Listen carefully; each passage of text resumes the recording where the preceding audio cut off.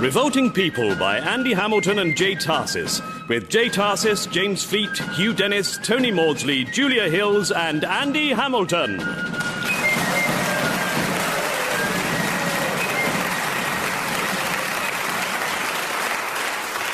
The year is 1775. The month, April.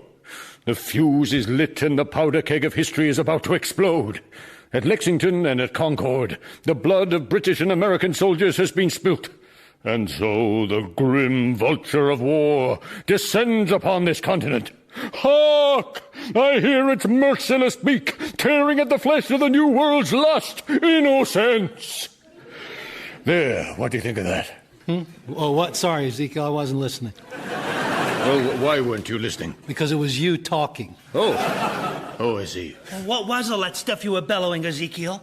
Oh, that was the first paragraph of my chronicle of this momentous war. Yes, every great civilization has its chronicler. The Greeks had Herodotus, ancient Rome had Suetonius. America shall have Spriggs.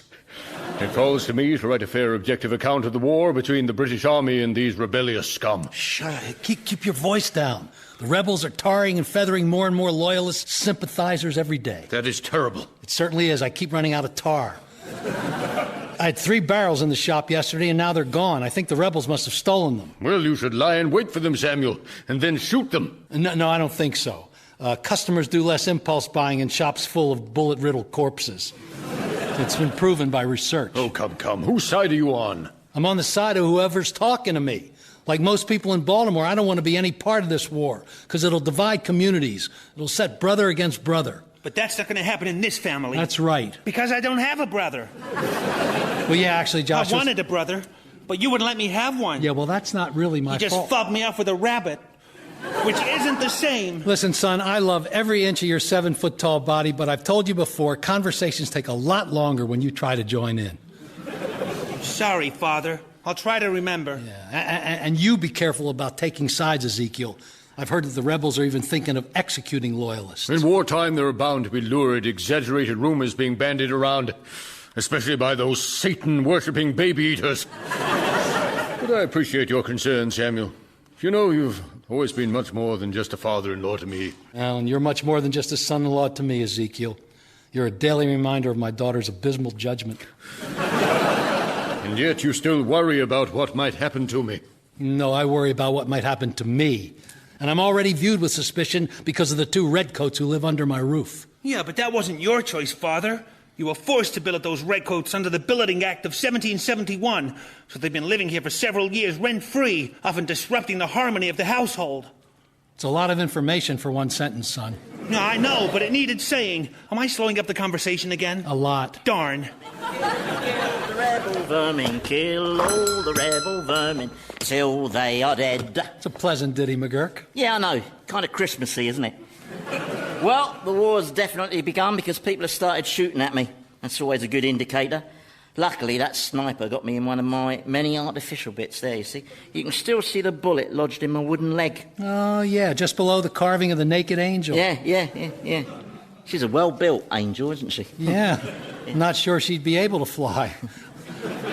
Or even walk, for that matter. Yeah. Did you see where the shots came from, Sergeant? No. So what did you do? Well, what we soldiers are trained to do in these circumstances. I arrested the first 20 people I saw, stripped them naked and made them form a human pyramid. Then I urinated over them while I forced them to eat large quantities of excreta. But I didn't kill them, though, because we're trying to win hearts and minds. So you humiliated them, basically? No, I humiliated them in quite a complicated way. And did Captain Brimshaw and the rest of the platoon just look on while you perpetrated this outrage? No, because I was on one of my solo reconnaissance missions. Sergeant McGurk's famous for those. Was it another solo reconnaissance mission to that big house with the nice red light outside? And those girls who call out your name from their windows? That boy is Satan's man-trap. Those girls are demons in disguise. They'll strip a man of his self-respect and his dignity and then charge him extra if he just wants to talk. They tell me. Well, this is almost diverting, but I shan't tarry any longer. We chroniclers have to stay abreast of events, so I'm off to town to gather news of the latest British victories in the north. Adieu. You know, This is all very puzzling. Puzzling, why? Well, I could have sworn that a while back, as part of a different adventure, I discovered that Ezekiel was not a pompous moronic windbag, but that was just his disguise. And he was, in fact, a master spy for the revolutionaries. And come to think of it, I'm pretty sure I discovered Joshua was actually a genius and that no one was how they seemed. No, Sammy, I told you, we've been through all this. That was all just a dream. Are you sure? I mean, it seems so real. Maybe that was real, and this is the dream. Or maybe we're all part of someone else's dream. Maybe we're just fantasies in the mind of a giant mouse who eats too much cheese before he goes to bed. Just a fantasy in the cheese-influenced mind of a giant mouse. Well, that certainly explains my life.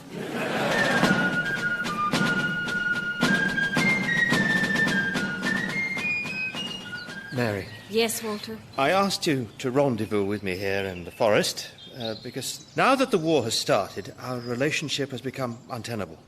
Your allegiance is to the cause of American liberty, and my allegiance is to the king.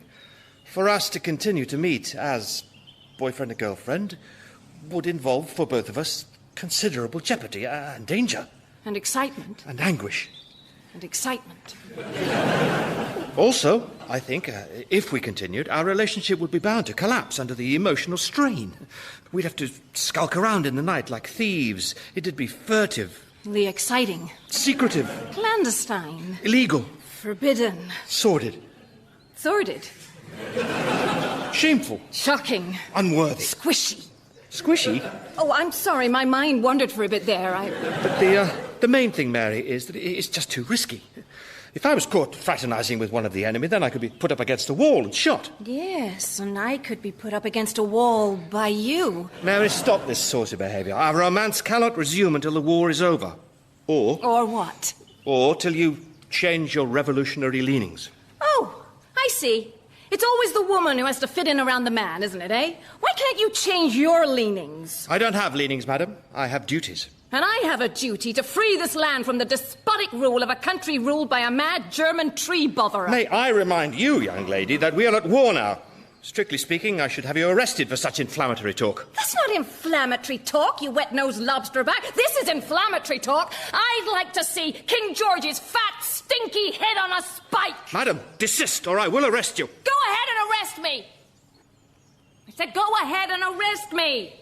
Seize me! Maybe firmly around the waist, and then we... No, Mary. I see what your game is now. You're just trying to get my blood up so that things will burgeon. But no, I'm not falling for that this time, no. Our relationship has no future unless you abandon your political beliefs. Very well, I'm prepared to discuss it. Are you? Yes. I'm a reasonable person. Are you? I'm very happy to have a mature, detached political debate where you try to win me over to your royalist views, but it's likely to be hungry work, so let's tuck into this picnic basket I prepared. See? Doesn't that look delicious? Yes, it does. Is there anything apart from oysters?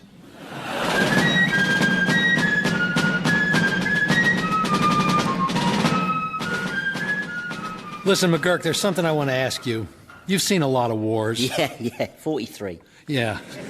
So who do you reckon is going to win this one? Ooh, well, if I was offering odds, which funnily enough I am, I'd place both the rebels and Britain at 3-1, with a draw the favourite at evens, and for an outside bet, Holland at 300-1, Greece at 500-1, and Tibet at 1,000-1. Holland, Greece, and Tibet aren't in the war. Yeah, but there might be a domino effect, you know. Well, I'm betting on Greece. 1 farthing, which is a lot of money in these days. Son, how many times have I told you never bet with McGurk? Oh, his winning streak has to come to an end sometime, Father. Why, only this morning he bet me a farthing that I'd end up betting him a farthing about something by the end of the day. And blow me if he hasn't just won again. Pay up, Joshua. Oh, all right, here's your farthing. This is extortion. Oh, no, he bet me a farthing you'd say that as well. You crook, McGurk. And that, stop it, Father, you're costing me a fortune. Joshua, move away from McGurk. Go on. Don't look in his eyes. Just keep going, out of the door. Go on. I'll get you next time, McGurk, you scallywag. Please, stop fleecing my son. It's like shooting fish in a barrel. No, it's actually a lot easier than that, yeah. Because the fish are surprisingly quick, you know. Yeah. You know, it's not fair relieving him of so many farthings. I bet he's the most gullible sap you've ever met, isn't he? Oh, let's think. Most gullible sap. Yeah, he'd be in the running. Now, you were asking me about this war. Oh, yeah. I don't understand your odds, McGurk. The British must be favourites, surely. They have battle-hardened troops. Well, you're right, of course, Samuel. The British Army has the British infantryman, the best in the world. Right. But it also has the British officer, who is invariably a wet-nosed milksop. Oh, what, like Brimshaw? Well, he's a military genius compared to most of them. They're a bunch of reckless, chinless wonders. Medal-seeking glory hunters, the lot of them, intent on leading their platoons in suicidal charges towards certain death. I've seen so many of those officers die on their first day of command. What, killed by enemy fire? Yeah, that can happen as well. As well as what? Tragic accidents.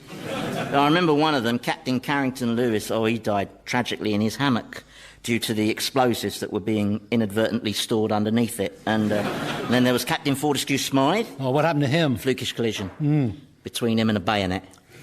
Yeah, don't tell me he fell backwards onto it. Probably more than once. Nobody saw how it happened, right? Yeah, it's terrible, tragic. We were gutted, yeah. Not as gutted as he was, obviously, but you know, still pretty devastated, you know.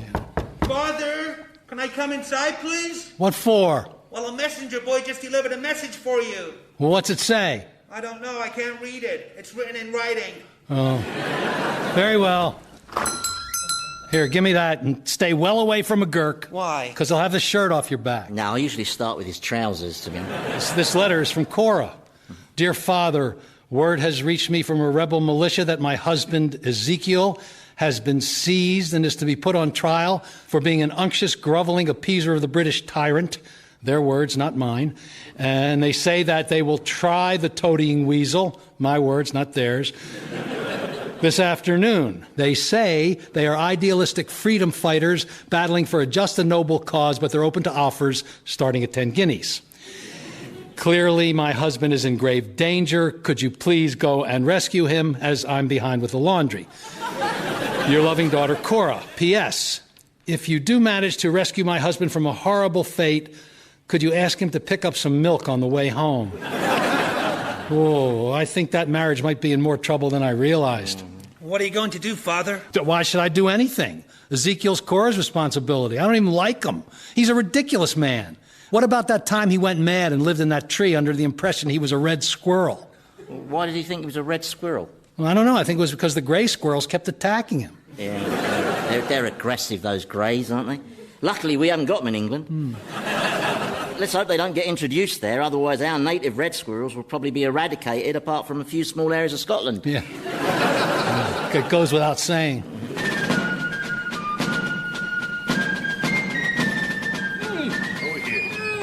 All right. Put him down there. Now get him out of the sack. Take the hood off his head and take the gag out of his mouth. How dare you mistreat me in this fashion? Am I to be shackled by heathen degenerates like noble Samson in the Philistines' den at Gaza? All right, put the gag back in his mouth. That was a mistake. What a windbag. Yeah, the pompous ass. Kill him! Calm yourself, brother. There will be no instant justice in the new America. Now then, if the accused will refrain from long-windedness, we shall remove the gag. Very well. According to parish records, your name is Ezekiel Isaac Obadiah Jeepers. This is an ugly baby Spriggs. There was a misunderstanding at my christening. You are charged with being a treasonous apologist for the repressive tyrant King George III. How do you plead? Not guilty. Yeah, he's hiding behind legal technicalities. Let's kill him. Oh, this is what happens when insurrectionists go unpunished. Mob rule, people pointing guns in your face. Put that pistol down, brother. Gun violence will have no place in the new America. This will be a bona fide judiciary procedure with a defense counsel and a judge. Kill him! Then the judge should stop the insane shouts of "kill him" from that wide-eyed maniac. He is the judge.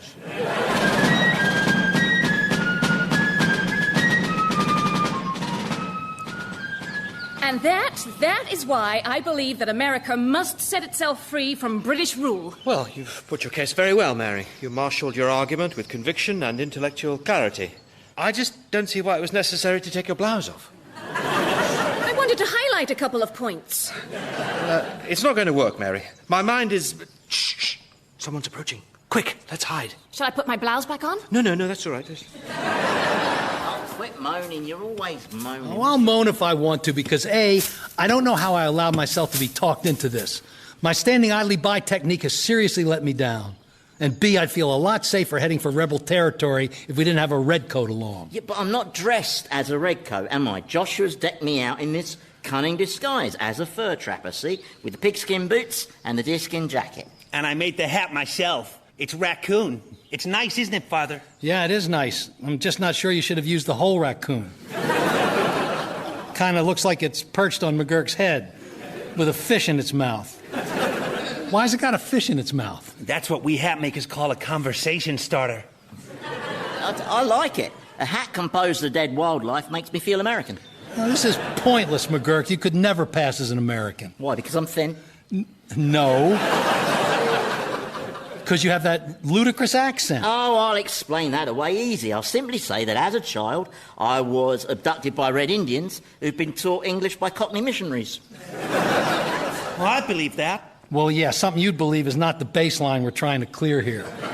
Don't you worry, Samuel. I'll convince them. Yeah, but your demeanor isn't... Listen, I know how to behave like an American. Behave like an American? Yeah, I can overuse people's Christian names and ask waiters for things that aren't on the menu. It's easier. Yeah, but these rebels are probably local. They're bound to recognize you. Why? Well, for a start, your missing limbs make you rather noticeable, which is why children start screaming when they see you. Yeah, I know, the little tykes. I can make them puke if I take my wooden eye out. Really? Her life is such fun, McGurk. Yeah. I still maintain that having a red coat along places us in serious jeopardy. You do know what jeopardy means, Joshua. Sure. Jeopardy means like a jeopard. What's a jeopard? Oh, well, now you've got me. Oh, for the love... Come on, let's find Ezekiel. Just stop the moaning. What are they up to? And why is McGurk out of uniform? We should follow them. I agree, but not right now. Right now, I think we should continue with our political discussion. You were about to make the case for the divine right of kings. We could discuss that. Possibly with you in the role of King Charles and me as Nell Gwyn. No, Mary. We must get after them. Oh, no! I've dropped all my oranges! Something's out. Oh, now we're in business. No, I mean something's wrong. Let's follow them. But what about my oranges? Damn your imaginary oranges. It's a terrible thing to say. Come on, Mary, and do your buttons up.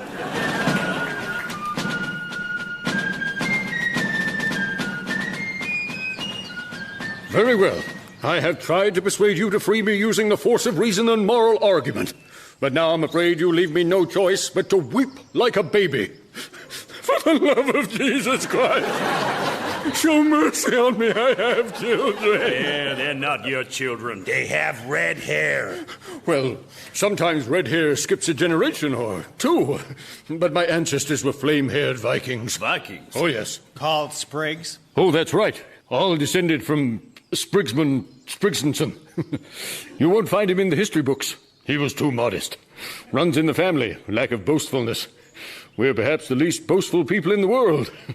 Without wishing to pat ourselves on the back, but we have won awards. By the way, I do admire how you keep this camp so spotlessly clean. That can't be easy. Do you do it all yourselves, or do you get someone in? It's so hard to find good cleaners these days, isn't it? Wait a second. I see what he's up to. He figures that as long as he keeps talking, then we can't sentence him. Don't be silly. I'm not clever enough to deploy such skillful delaying tactics. I'm no Penelope stalling her suitors in Ithaca as she waits for her noble Odysseus to return from the blood-soaked shores of dusty Ilium. But wait, it sounds so much better in the original Greek. Let me quote it to you. Okay, me, Pinelopia. He's doing it again. Yeah, all right. That's enough jurisprudence. Let's kill him. No, brother. The new America is no place for summary execution. Quite right. It must be a considered execution. Right, I've considered it. Take aim. No, wait. Stop. Halt! Who goes there, friend or foe? Friends. Really good friends. Oh, my God, look, a bear. Shoot it, quick. Stop firing. That's my son. Step forward into the light, Joshua, so that everyone can see you're not a bear. Sorry, fellas. Didn't mean to frighten anybody. I always look bigger with the moon behind me. Once I got mistaken for a very hairy cathedral. Did you two come alone? Absolutely. We two came alone, with nobody else. apart from each other, thus forming a we two who came alone. Do I sound nervous? I think I sound nervous. Maybe it's all those guns you're pointing at me. See, I'm allergic to guns. I like them, but they don't like me. Why are you here? To plead for the release of this pitiful, obnoxious, toadying creep. Oh, bless you, Samuel.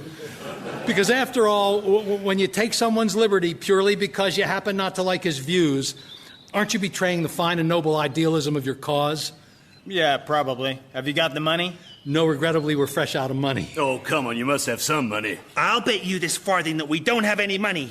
No, Tarnation lost again. I'm on such an unlucky streak. Wait, there's something else lurking in those bushes. Oh, yeah, I see him. It's some kind of small disease monkey. Oh, yeah. Yeah, a small diseased monkey with a raccoon sitting on his head. And the raccoon's eating a fish? Yeah, that's unusual. Do raccoons eat fish? What did I tell you, Father? Conversation starter? Kill it! Kill the monkey! Fair enough. Aim. No, wait. Roy, step out into the light so they can see you're not a diseased monkey with a fish-eating raccoon on his head. See, this is just Roy, a wandering backwoodsman. Do I know him? Don't be silly. How would you know him? He's a backwoodsman from the backwoods.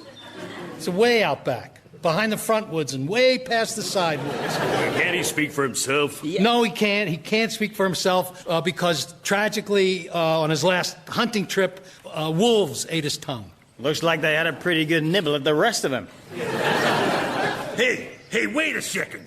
I knew I recognized him. It's that redcoat, Sergeant McGurk. Oh, no, now we're in for it. Hiya, McGurk. Hi, How you doing there, son? McGurk, have you come to sell us more guns? Hey, yeah, the ones you got us last time are really good. Made in Sheffield. No, calm down, lads. I'm not selling weapons today. Well, no. then have you got some more tar? Only we used up the last barrels you got us. Tar and Feather and a tax collector, who turned out to be more rotund than he looked. Yeah, well, I guess that solves my barrels of tar mystery. No, I'm not here to sell you any tar either. Then are you here in your capacity as our part-time military consultant? Yeah, hey, that was great advice you gave us about aiming for the officer's groins. Yeah, they make a funny noise, don't they? No, mind you, technically you still owe me for that consultation, but no, actually, I'm here on behalf Wait a second, there's two more lurking over there in the bushes. No, I don't believe this. What is this, National Lurking Day? Show yourselves, or we shoot! That would be most unwise, because I heard everything, and I... We know who you are. You're Captain Walter Brimshaw of the British Army, and this woman is Mary Oliphant, a free-spirited and independent-minded firebrand who supports the fight for republicanism and freedom, but who, unfortunately, is madly in love with the symbol of the oppression she so fervently despises. These guys are really clued up, aren't they? I'm really impressed. Well, I'm not impressed. I'm appalled. Is this what we're fighting for? Is this what the new America is to be like? In the new America, there should be no place for mob rule. The new America will be built around the cornerstones of liberty, equality, brotherhood. It will be a land of hope. But put the trumpet down, McGurk. It's a bit cloying. Yeah, I could do something more up-tempo. No. The new America will be a land of hope, where the freedom of the individual is respected, and avarice and greed are banished into history forever. I guess you haven't brought the money either. To hell with money! In the new America, money will be unimportant. Has she been drinking? I really resent the way she's just copied my new America idea. That's a good idea. Enough of these words. I grow weary of them. Oh, quite right. Words about Satan's tartlets of licentiousness and frippery. I'm sorry, but it needed saying. I'm placing all of you under arrest, including you, McGurk. Have you no shame, man? Well? Oh, I'm sorry. I didn't realise you were expecting an answer to that question. It did sound a little rhetorical. Yeah. Quiet. I order you all to down your weapons and follow me to the garrison. Walter, darling, while your conduct is courageous and fearless and strangely arousing, I can't help noticing that there are a lot more of them than you, and they all have pistols. They may well all have pistols, but I have the high moral ground. All right, man, aim for his groin. Whoa. No need to be so hasty, lads. No, come on. Look, listen, perhaps we could just step to one side for a quiet little chat, eh?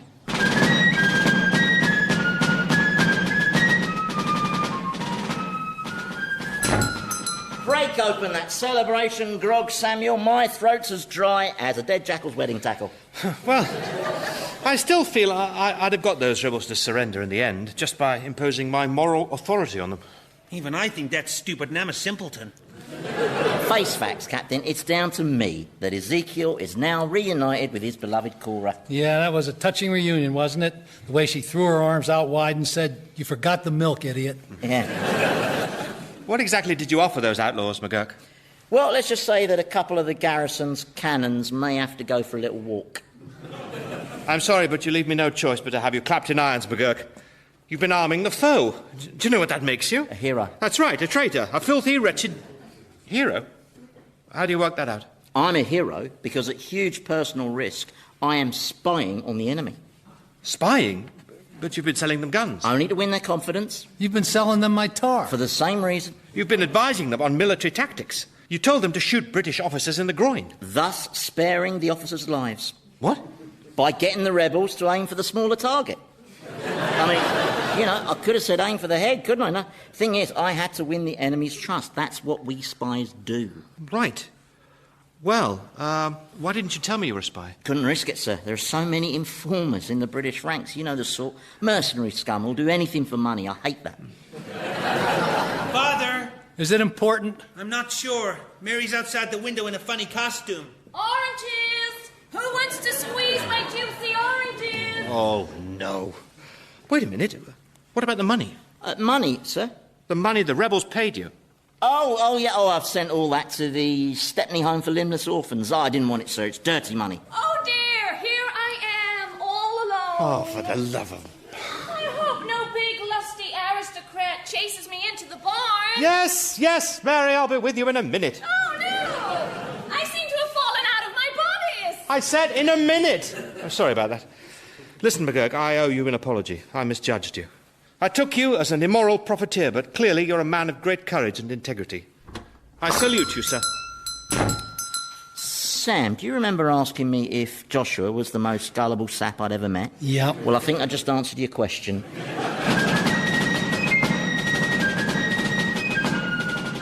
Revolting People featured Jay Tarses as Samuel, Andy Hamilton as Sergeant McGurk, Tony Maudsley as Joshua, Julia Hills as Mary, Hugh Dennis as Ezekiel, and James Fleet as Captain Brimshaw, with Philip Pope and Michael Fenton Stevens. Revolting People was written by Jay Tarses and Andy Hamilton and produced by Paul Mayhew-Archer.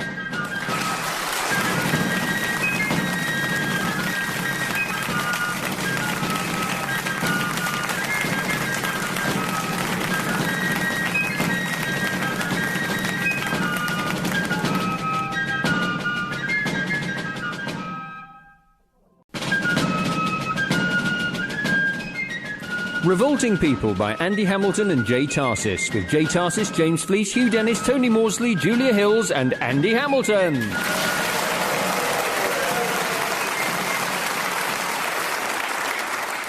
Dear Journal, hello there. Sorry, been meaning to write, but it's been crazy here in Maryland since the war began.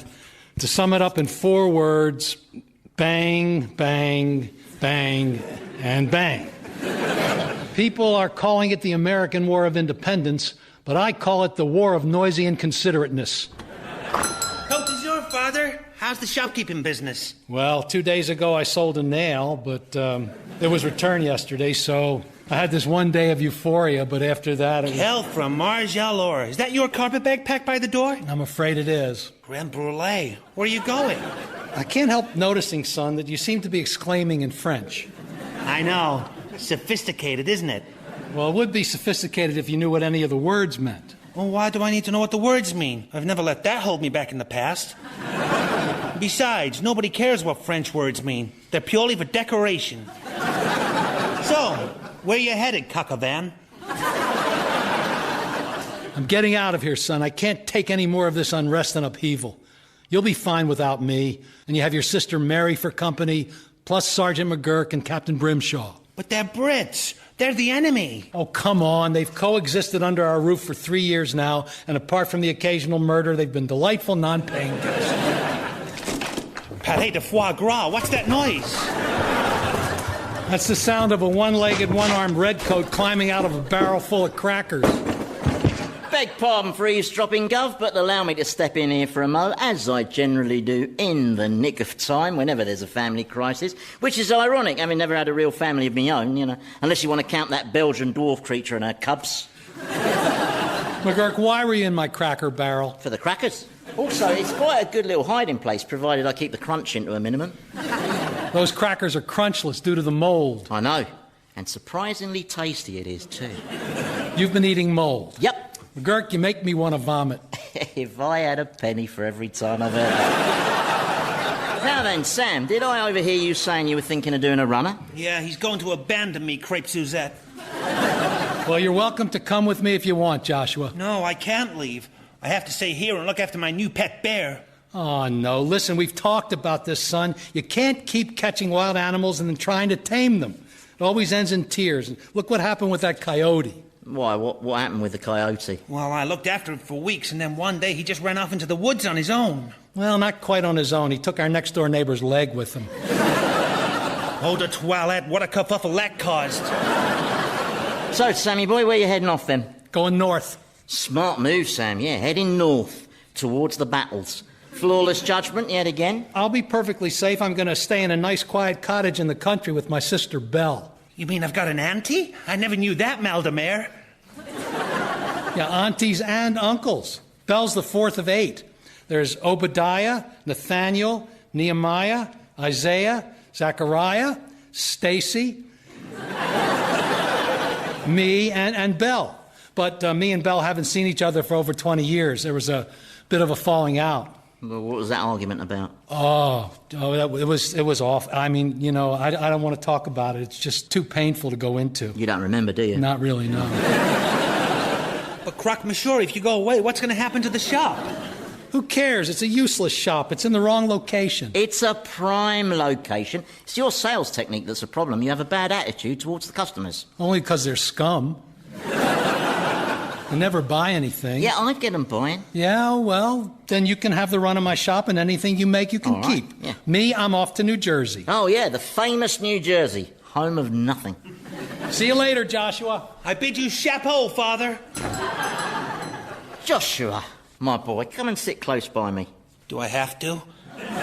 Only your lice look kind of busy. No, you'll be fine. You'll be fine. I'll calm down in a minute. Now, question for you, see? I've been through my share of combat, and but for the loss of 11 or 12 extremities, I'm still very much alive. Now, why do you think that is? Oh, that's a difficult one, Bois de Boulogne. Please let go of the French. Why am I still alive? I'm alive because I am... Silly. No, I'm alive because I am crafty. But you can be silly. At times, possibly. Silliness keeps clowns alive. Yeah, why are we talking about clowns? Well, I like clowns. The sillier the better. Look, forget about the clowns, right? All right, but you never really forget a clown. Clowns are forever. All right, Joshua, just don't say anything for a while, just in case I boil over with frustration and shoot you through the head. Now, listen, you need to learn the value of craftiness because it's about making the most of your opportunities. For instance, I believe I heard you mention just now that you were the proud owner of a bear. Only there's a lot of money to be made from bears.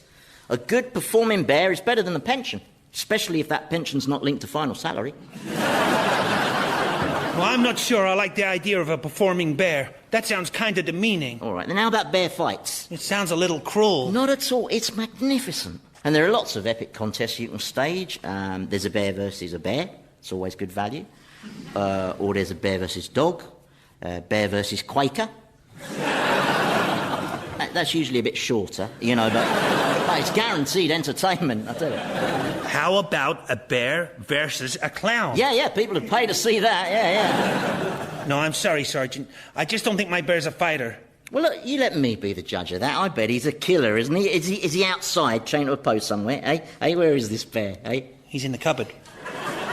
In the cupboard, a bear in a cupboard. Mm-hmm. He doesn't like the outdoors. A bear who doesn't like the outdoors, yeah.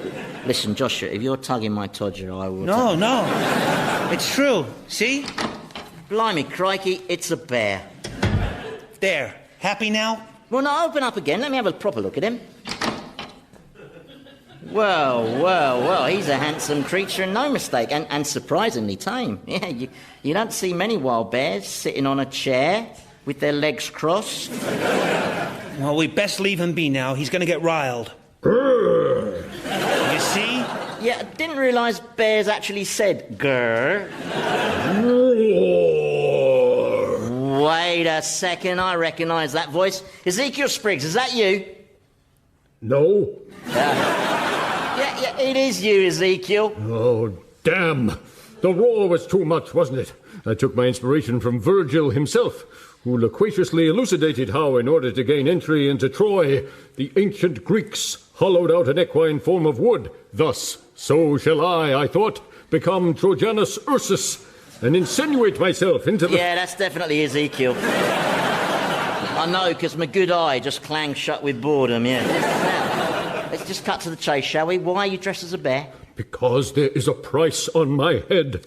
Some crazed, fanatical revolutionaries are offering a reward for me. Just because I drew an irreverent cartoon of Thomas Jefferson with a bomb for a hat. Gangs of hooligans rampaging through the streets calling for my blood, and just over a cartoon. What is wrong with people? I mean, this isn't the 1600s, for God's sake. It's a good disguise, though, isn't it, Sergeant? I knitted it myself out of the skins of furry forest critters and bits of an old rug. That's why he's got one tartan kneecap. No, it's a fine costume, Joshua. Magnificent craftsmanship, yeah. I particularly like the letters you've stitched onto his chest. Hello, my name is Brownie. That's applique. Is it really? Yeah. Can I just say a few words? I doubt it. Well, clearly it is a priority of the most imperative magnitude that you do not disseminate news of my precise locality or of my incommunicado status inside this ingenious ursine persiflage. I'm sorry, I blacked out halfway through that. Don't blab that I'm a bear. Yeah, well, if you want to pass yourself off as a bear, there's a few things you need to remember. 1, bears don't stand with their hands on their hips. 2, bears don't talk. And if they did talk, they wouldn't talk Nancy boy stuff about Troy. They'd say things like, you should see the salmon I caught yesterday, or I just crapped in the woods. 3, bears in captivity usually perform tricks for paying customers. Oh, no. You're not turning me into some circus freak. You see? I said my bear wouldn't be keen on the idea. Yeah, this price that your enemies have put on your head, Ezekiel, how much would that be, exactly? Oh, all right. But I'm not wearing a frilly tutu.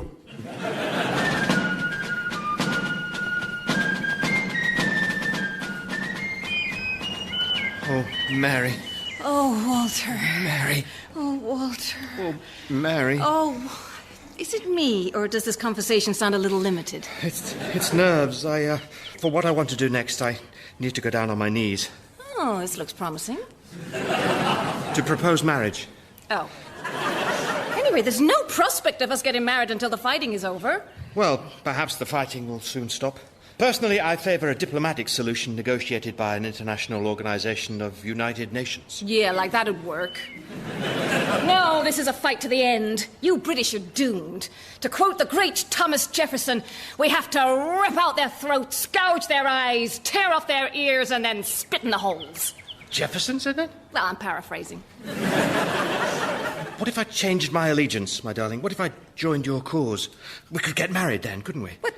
You'd be a turncoat. I could never love a turncoat. Have the courage of your stupid, antiquated convictions. I get so confused. Besides, you being an officer in the British Army somehow makes the relationship more, sleeping with the enemy, as it were. It's thrilling. It's cheap and tawdry. Like I said, thrilling. Sometimes I'm overwhelmed with shame. Also thrilling. Strictly speaking, I shouldn't even be here with you. Well, it's lucky you are. What does that mean? Well, let's put it this way. You're better off here nibbling on me than in your barracks at approximately 2:17 this afternoon. What? Oh, confound you, Mary. Now I've got to get back and warn the troops of this rebel treachery. No, you don't.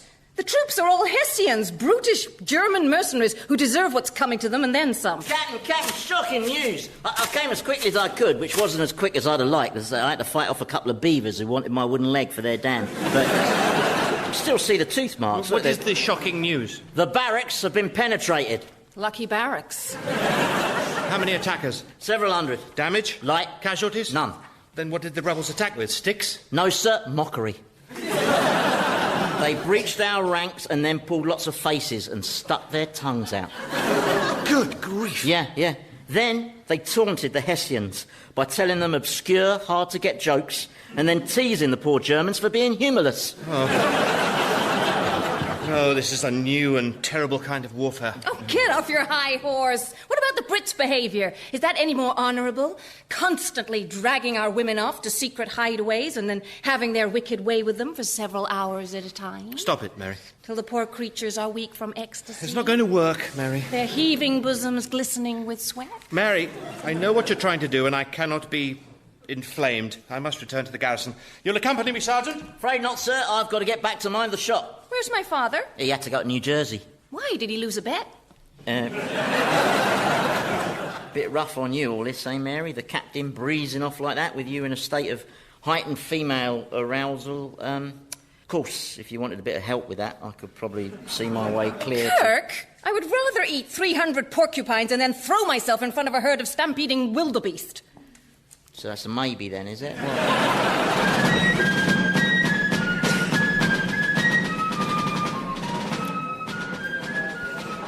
Excuse me, can you tell me where I am, barkeep? I don't like being called barkeep. My name is Jake, just in case you were thinking of being polite. Oh, very well, Jake. Can you tell me where I am, please? This is the 1 Mile Inn. Why is it called that? Because it's 1 mile from Baltimore. No, it's not. It's 20 miles from Baltimore. Yep. Well, that's your state agents for you. How long you been traveling? I left Baltimore a week ago. You only made 20 miles in a week? Well, I was supposed to be taking the coach, but it was delayed due to leaves on the cobbles. What, again? I bet that doesn't happen in other countries. Yeah, then it got canceled due to the wrong kind of horse. So I hired a mule.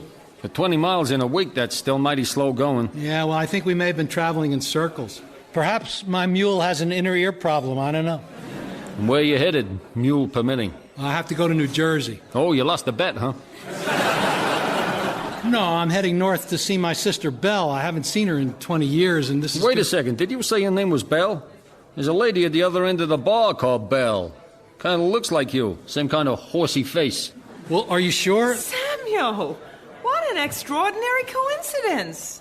I know. This is one of those coincidences that can happen in real life, but when you see them in stories, they can look contrived. I know. 20 years. Listen, let me introduce my traveling companion. This is my daughter, Patience. Patience, this is your Uncle Samuel. Enchanté et le boeuf bourguignon. She's not actually French, but she is very, very tall. I'm 18 and I like clowns. I'm not sure I really understand her. She's a bit of a one-off. You want to bet? And how's your family? How's your wife? What was her name? Elizabeth. We're not together anymore.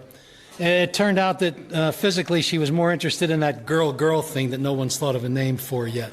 Oh, I'm sorry. Yeah. How's your husband? Dave. Dave, yeah. No longer with us. Oh. To be honest, he was never really the same after your pet falcon pecked out his eyes. Oh, that's what the row was about. Yeah. I remember now. I must have blanked it out. But that was then. This is now. Oh, that is so true. Priority à droite. Can I have a drink, please, Mama? Of course, dear. Another shot of lemonade, barkeep. Sure. Gigantic idiot girl's mum. See, he prefers to be called Jake because that's who he is. Oh, right. So, plume de ma tante, Uncle Sam. What are you doing here? Well... He's heading north to New Jersey. Don't be silly. What, towards the fighting? Only a moron would do something like that. Yeah, how stupid would that be? I know. Heading north. Are you kidding? I think you must have misheard me there, Jakey boy. You don't like being called Jakey boy, do you?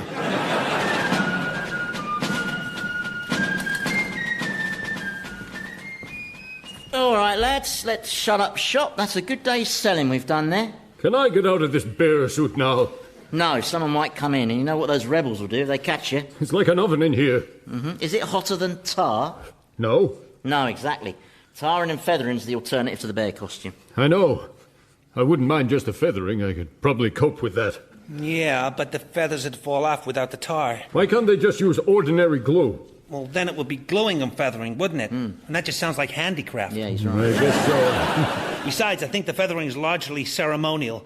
It's the tar that rips huge chunks of flesh off your body. Yeah, the feathers are just a tickly finale, really, aren't they? Je suis un parapluie. You just said you were an umbrella. Wow, how neat is that? No, it's not neat, it's gibberish. True, though somehow when he says it, it sounds strangely profound.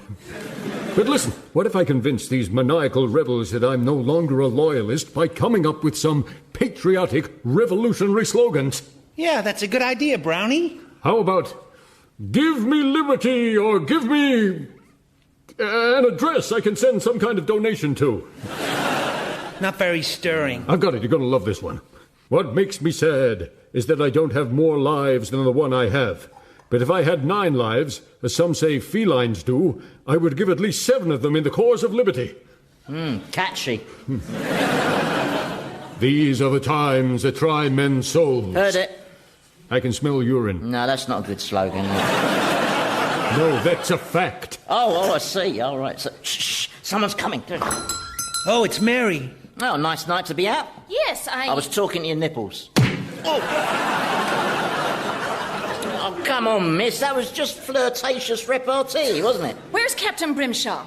Well, last time I saw him, he was up at the barracks trying to restore the morale of those poor frightened Hessians. That was quite the foray your lads conducted. German baiting, a seldom used strategy, yet strangely effective. Like the French wind-breaking tactic, only less whiffy. Yes.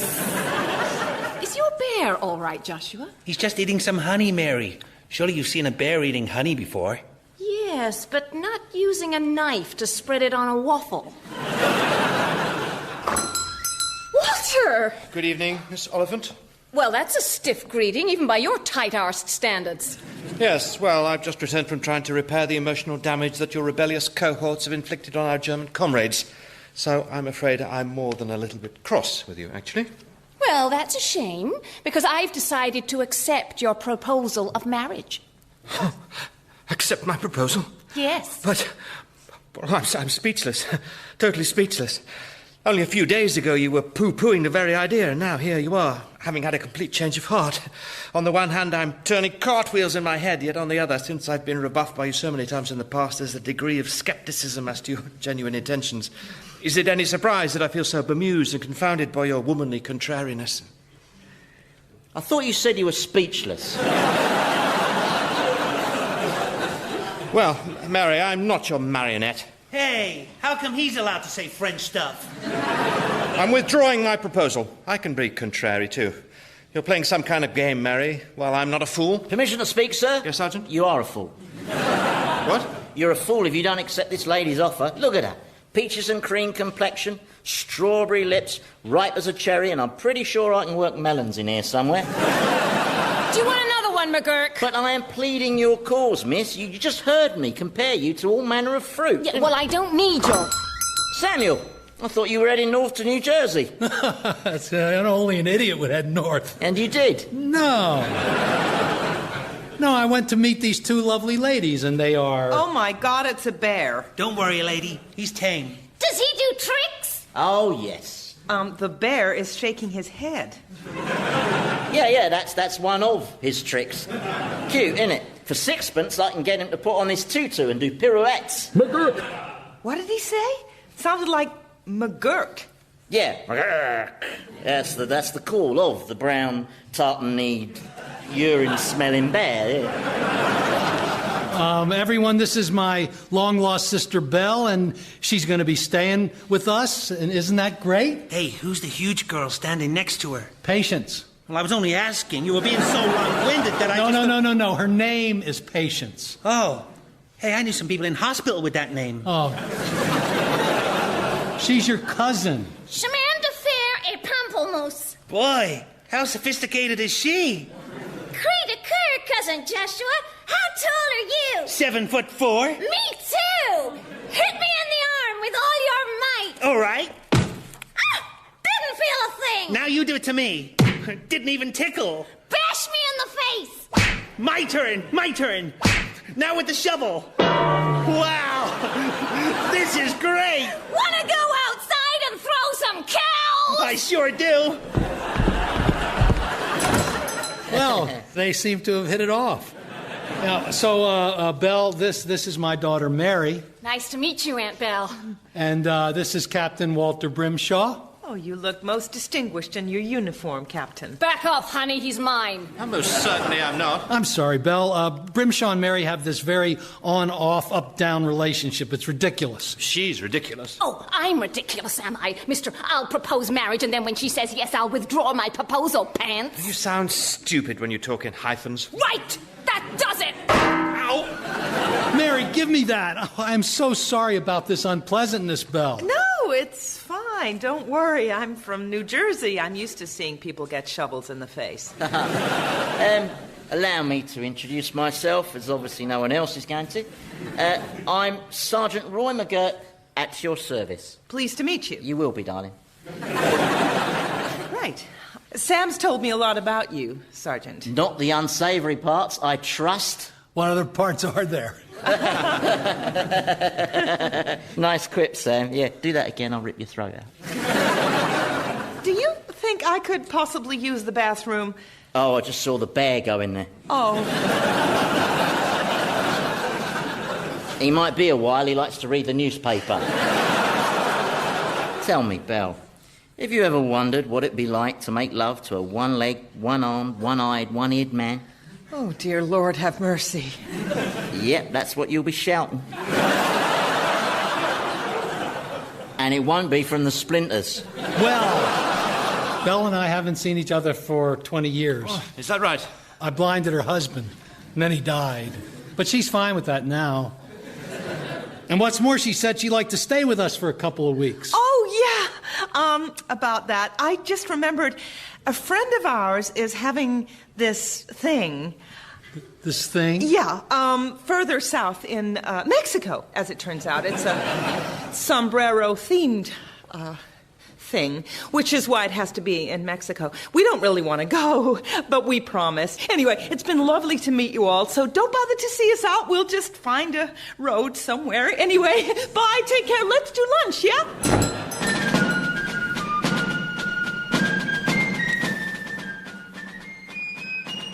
McGurk, what are you doing down here in the shop in the middle of the night? Oh, can't sleep. Keep having naughty dreams about your sister.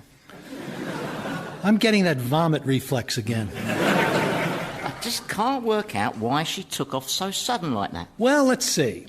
She arrived, and within 5 minutes she encountered a bear, and then her niece threatened to attack her, and then she saw a man being hit with a shovel. Then she couldn't use the toilet because the bear was in there reading a newspaper.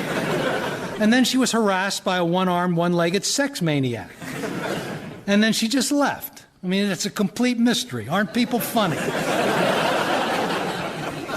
You blame me, don't you? You played your part. Yeah, I came on strong and she felt threatened by her overpowering attraction for me. She just couldn't trust herself to stay. I should have toned down the animal magnetism. Yeah, well, certainly the animal part. Yeah, Sam, what do you think of the changes I've made at the shop this week? It's made a very healthy profit, you know, thanks to my decision to go over to selling wartime supplies. Yeah, I saw the sales slogan above the door, everything you need to shoot your neighbor, and a little bit more. Yeah. Signs are good crowd pullers, aren't they? Like that one in the corner there, yeah? A special offer, 3 for 2. Yeah, it's a well-known sales technique. Sure, I know. I just haven't seen it on a pile of coffins before. Yeah. Father, I can't sleep. Why did Aunt Belle and Patience have to leave? I miss Patience. She knows even more French words that she doesn't understand the meaning of than I do. Oh, I'm sure you'll see her again someday. Yeah, and maybe then she and I could get married. No, son, that would never work. Why not? Because you and Patience are cousins, and it's not good for cousins to marry. Because sadly, if cousins marry, then what you can end up with is... Norfolk.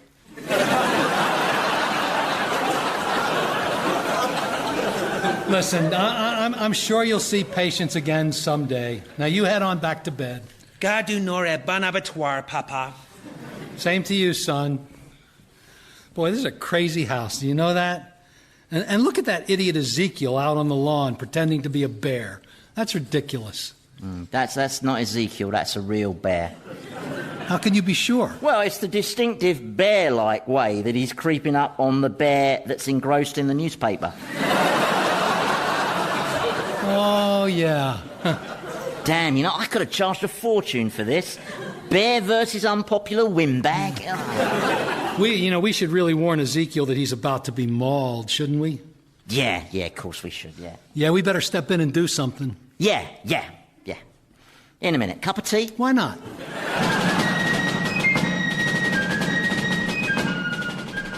Revolting People featured Jay Tarses as Samuel, Andy Hamilton as Sergeant McGurk, Tony Maudsley as Joshua, Julia Hills as Mary, and James Fleet as Captain Brimshaw. Ezekiel was played by Hugh Dennis and Belle by Rebecca Front. Revolting People was written by Jay Tarses and Andy Hamilton and produced by Paul Mayhew-Archer.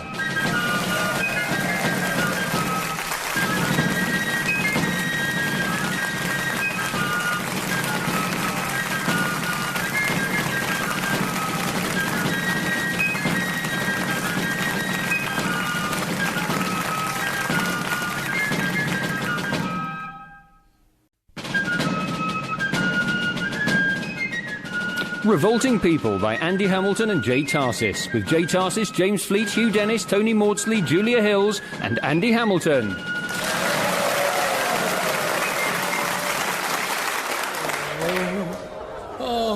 Hello there, Samuel. Hot enough for you? Where am I? You're in hell, Governor. My kingdom. So I've died then? Yep, we don't take the live ones. Why are you looking at me like that? Well, it's just, you're not what I was expecting. You've got the pitchfork and the horns and stuff, but somehow I didn't picture Satan with a wooden leg. Yeah, it does present a few practical difficulties. I have to give the Lakes of Fire a pretty wide berth. You remind me very strongly of an acquaintance of mine, Sergeant Roy McGurk. Do you know him? Know him? I modelled myself on him. He's my idol. Do you mind if I ask how I died? You were poisoned by indecision. You never took a stand. You equivocated. You can go to hell for that? Well, obviously, because here you are. Seems strict. Listen, I don't make the rules. Oh, no, wait, I do make the rules. And indecision is a ticket to hell? What, are you saying you don't think you should be sent to hell for indecision? Well, yes and no. But...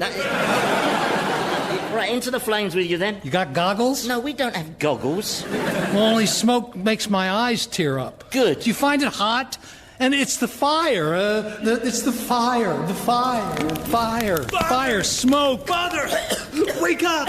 Hurry! The shop's been torched! Huh? What? The shop? Let's move it, come on! Oh no, we can't get down that way. The flames are licking up the stairs. We'll have to get out onto the roof. Then we must make a rope ladder. How? With bed sheets. Tie them together, quickly. This is exciting, pulse-quickening action. Tie them tight. It's a race against time. That's it. A white-knuckle ride from start to finish. Joshua, stop doing advertisements. I can't help it. It's exciting.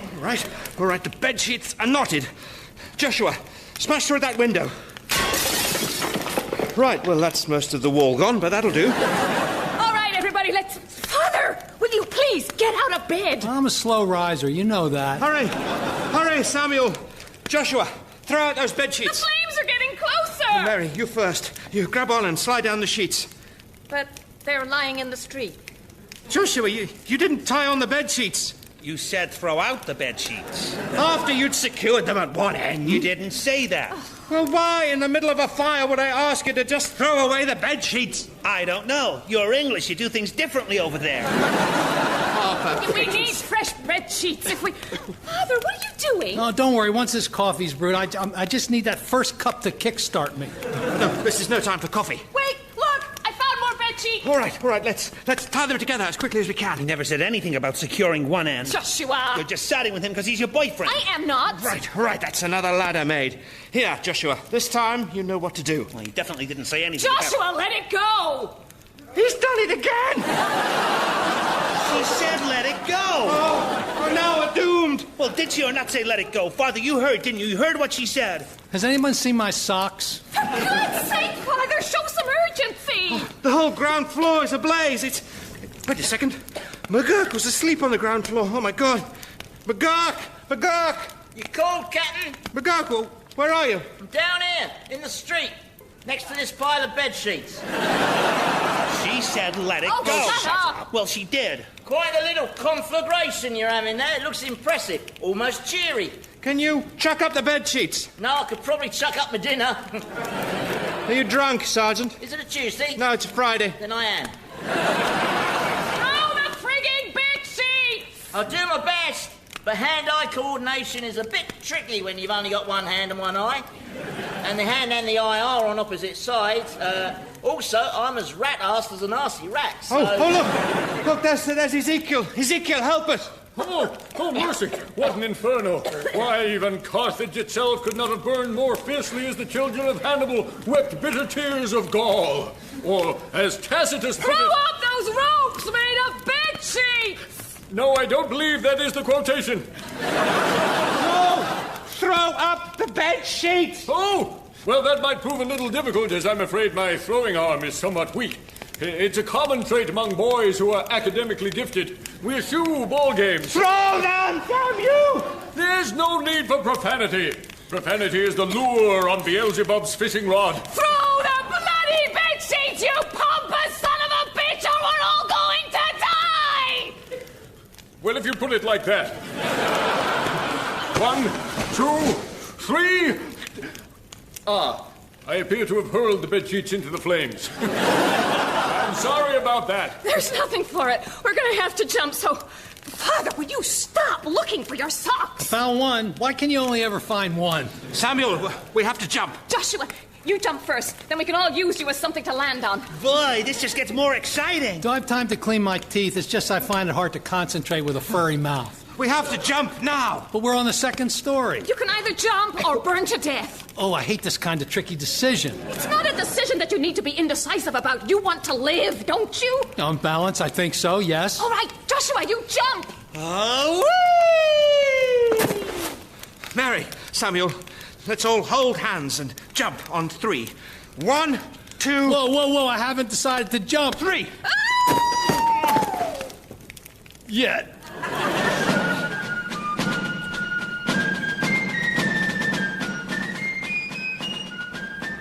I think I might have broken some ribs. But what the heck? It was fun having people crash into me. It was like being a trampoline, only crunchier. Yes, I think I've thrown my back out slightly. And I've twisted some ligaments. Oh, I've sprained my ankle. I've got a stiff neck from looking up at you all. Sorry, my fist slipped. Oh, well, come on, Joshua. Where are you off to? To see what we can salvage from the wreckage. That's a good idea. Can you keep an eye out for that sock? I wonder how it started. Sergeant McGurk, you didn't see what caused the fire, did you? Can I be honest with you, Captain? I doubt it. Well, you see, it's like this. Last month, on the 12th of May, our Fort Ticonderoga in upstate New York was captured by American forces. Soon after that, John Hancock was elected President of the Second Continental Congress in Philadelphia and immediately placed all 13 colonies in a state of defence, or defence. I do already know all this, Sergeant. But what you don't know is that just 3 days ago, on June the 12th, 1775, General Gage declared Massachusetts in a state of rebellion. He offered amnesties to all colonists who lay down their arms, except Samuel Adams and the aforementioned John Hancock. Interesting. And what is your point? No point, sir, just putting things in a historical perspective. Why'd you put up with this time waster, Captain Brimshaw? You should have him flogged until he... Oh. Sorry, my head slipped. Did you see anything, McGurk? I'm asking you as your friend and perpetual victim.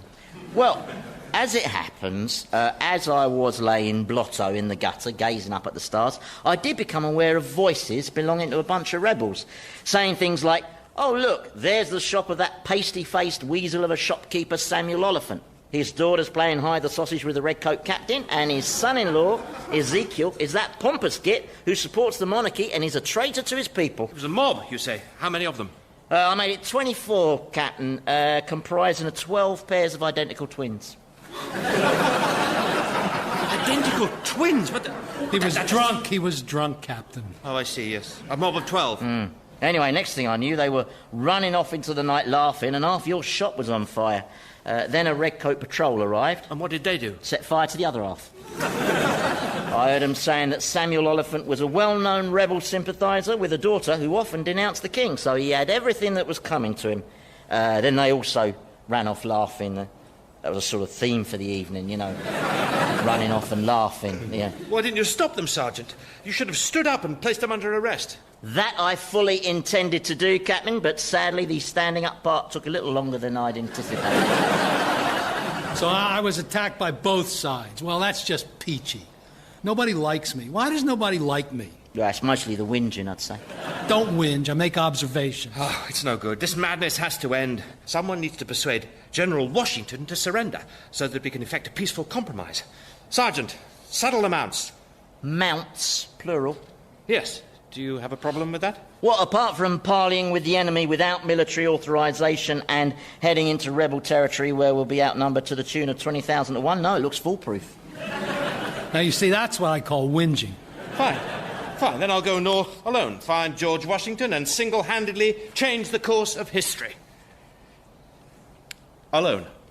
Of course, anyone's welcome to tag along if they want to. No, it's fine. No, we you wouldn't just go cramp on your your style. own. That'd be fine. Yeah. Godspeed, Brimshaw. Yeah. You'll cut a brave figure against the horizon. I've saddled your mount, sir. Thank you, McGurk. I don't suppose you'd like to. It's your idea, sir. It's only fitting you should get all the glory. Indeed. And I shall return with the glorious prize of peace. Adieu, my friends. Captain! Yes, Sergeant? Philadelphia's north, but you're travelling west. I know, but I want to ride off into the sunset. Fair enough.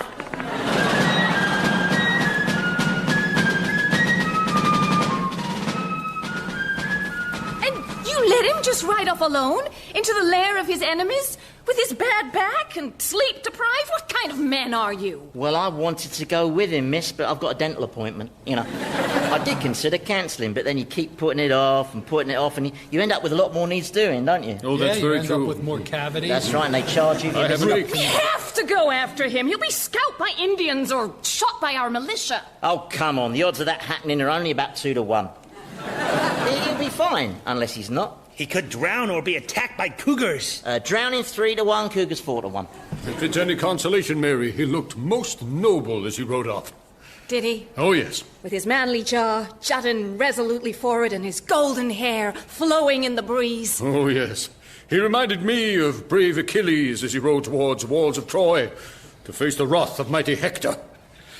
Well, apart from when he turned to wave and fell off his horse. I think Mary's right. I think we should go after him. Are you mad? This isn't like you, Father. Yeah, there are cougars out there. Weren't you listening? You don't even like Captain Brimshaw. You hate his English ways and the way he says sorry when people bump into him. I know, but I've come to a realization. There's a special place in heaven, I think, for those who are steadfast. And I don't want to end up in that other place. Germany? No, son, not Germany. Why would you say Germany? McGurk whispered it to me. That is a lie. You bloody fibber. I That heard you is... say Germany. No, exactly. What is this moral position you're taking, Father? The position of going after Brimshaw, because he's the love of your life. Well, that isn't essentially a moral position, is it? That's more a display of father-daughter affection, which, although admirable, doesn't stem from a set of core beliefs. Right, so you're saying I could do this and still go to hell? It's possible. See, you've never really believed in anything, Father, have you? That's why your shop was burnt down by both sides. If you believed in a cause, it would only have been burnt down by one side. Yeah, but nonetheless, I believe that going after Brimshaw and saving him from possible certain death could be a first step on my road to redemption. It's always about you, isn't it?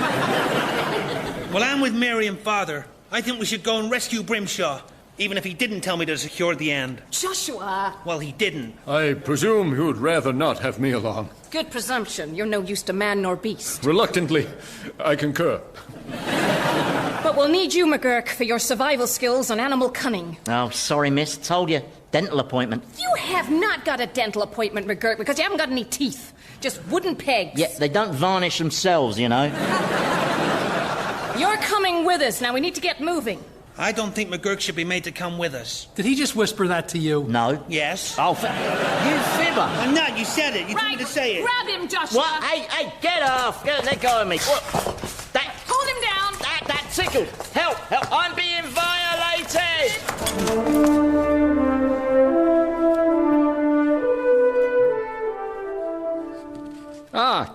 Come in, Miss Henderson. Take a letter.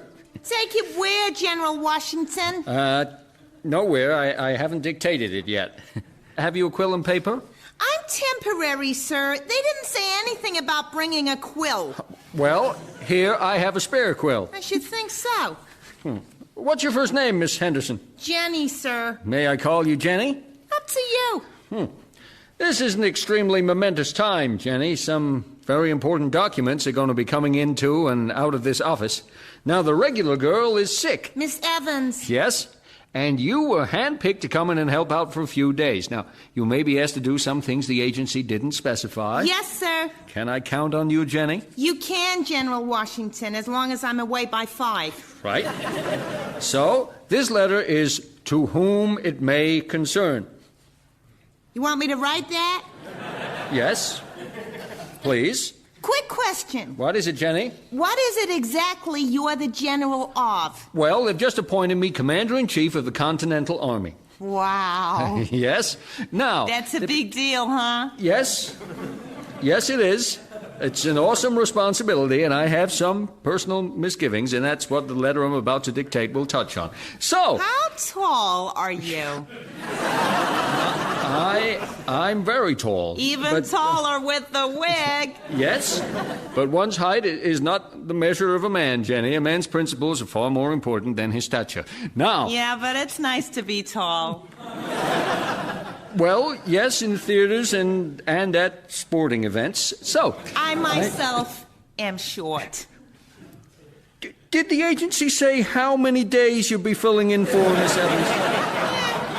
They never tell you anything. Like with the dictation stuff, you never know what's in store. But I'm off at 5. Jenny, I'm going to do this letter, and I'd like you to just take it down as I say it. To whom it may concern. Your confidence in me is both gratifying and humbling. Yet at this fateful crossroad in the course of human events, I wonder if I am, indeed, the best man for this unbearable task. You're certainly the tallest. Have you got all that so far, Jenny? Yeah. Does whom have 2 O's? No, it's, General Washington, I'm Captain Walter Brimshaw of the King's Army, and I come in peace. Good heavens, man, how did you get in here? I, just walked through the door. You should have been announced. Well, there was no one to announce me. Jenny? Well, I can't very well be 2 places at once. I'm not that good. Could you excuse us? What about the letter? Well, we'll do it later. What about the quill? Should I hang on to it? Oh, yes, by all means. Yeah, remember, I go home at 5 sharp. Please? I'm just saying. She's a temp. Oh, I see. General, I've come all the way from Baltimore to ask you, to beg you, to make peace with England now, today, before there's any more killing. Weren't you challenged by my sentries? Well, most of them were drunk, and the rest were won over by my self-deprecating public school charm. Yes. Yes, damn it. We have no defense against that. It's time to bring this senseless conflict to an end, General. I see. Have you had lunch, Captain Brimshaw? No, I've been on a horse. Well, why don't we walk across the road, have us a bite? My tummy's rumbling. I have to have 3 meals a day.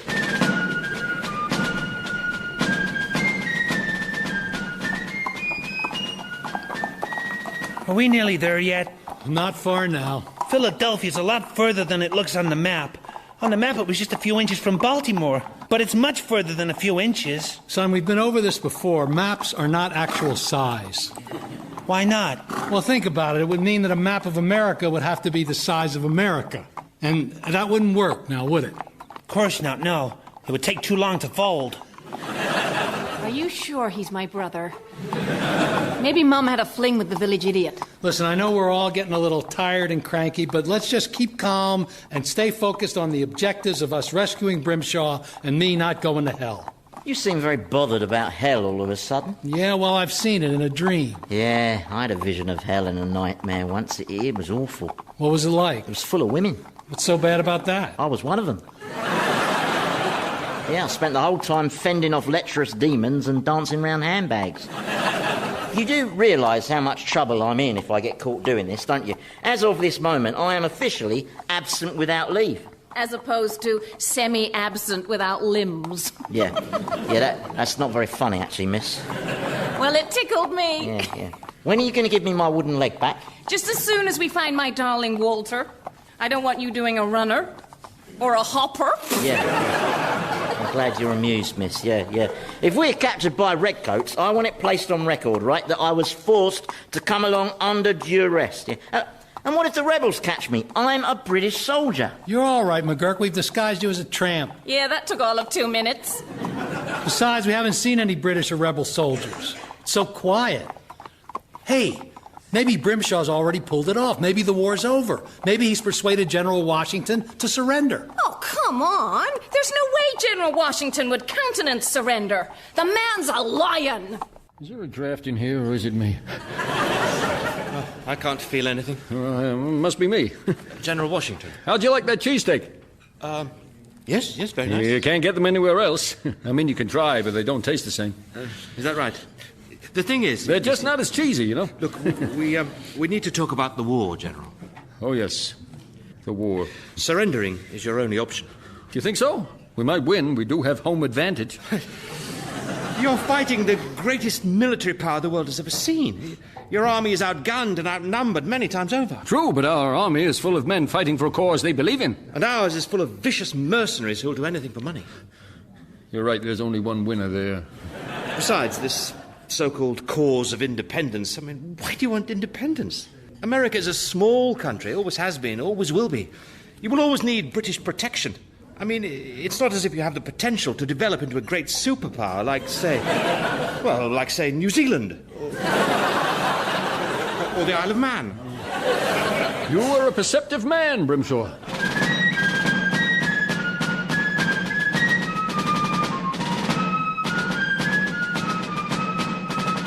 We're almost in Philadelphia, son. Philadelphia is known as the city of brotherly love. Yeah, you see a lot of that in the metropolitan areas. Mountainous brokeback areas as well. Yeah. Shut up, McGurk, or you're never getting this leg back.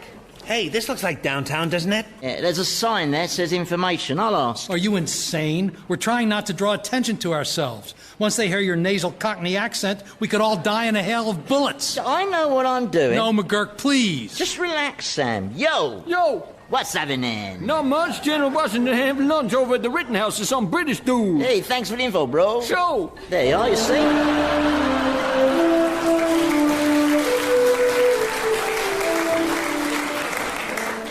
You're the only person who stands between the people and disaster, General.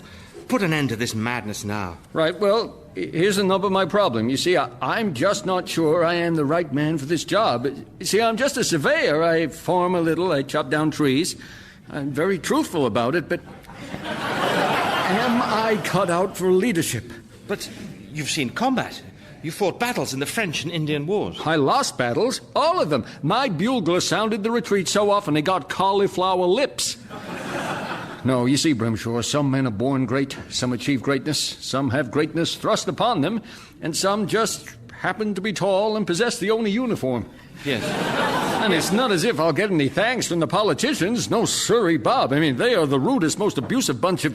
Well, just take a look at this letter I got yesterday from John Hancock. Look at it. Oh, these Gothic italics are hard to read, aren't they? All the S's look like F's. No, they are all F's. I see. Oh, dear. God help me if I did surrender. Imagine what sort of letter I get from Hancock then. But if you don't concede, then the British Army will unleash its terrible strategy of shock and awe. Shock and awe what?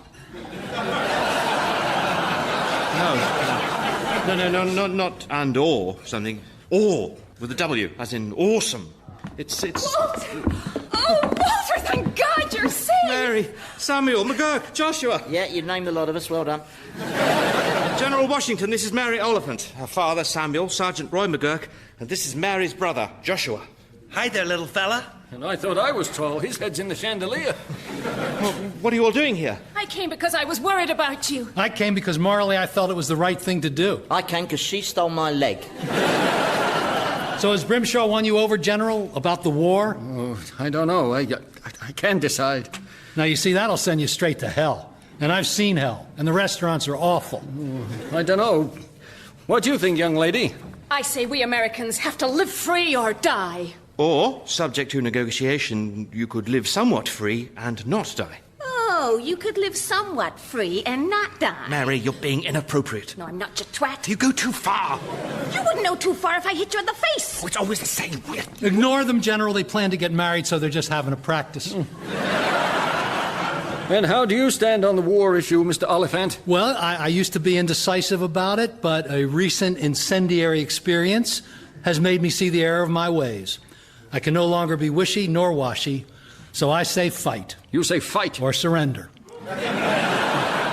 But I'm pretty sure it has to be one or the other. Right. Well, thank you for that. My pleasure.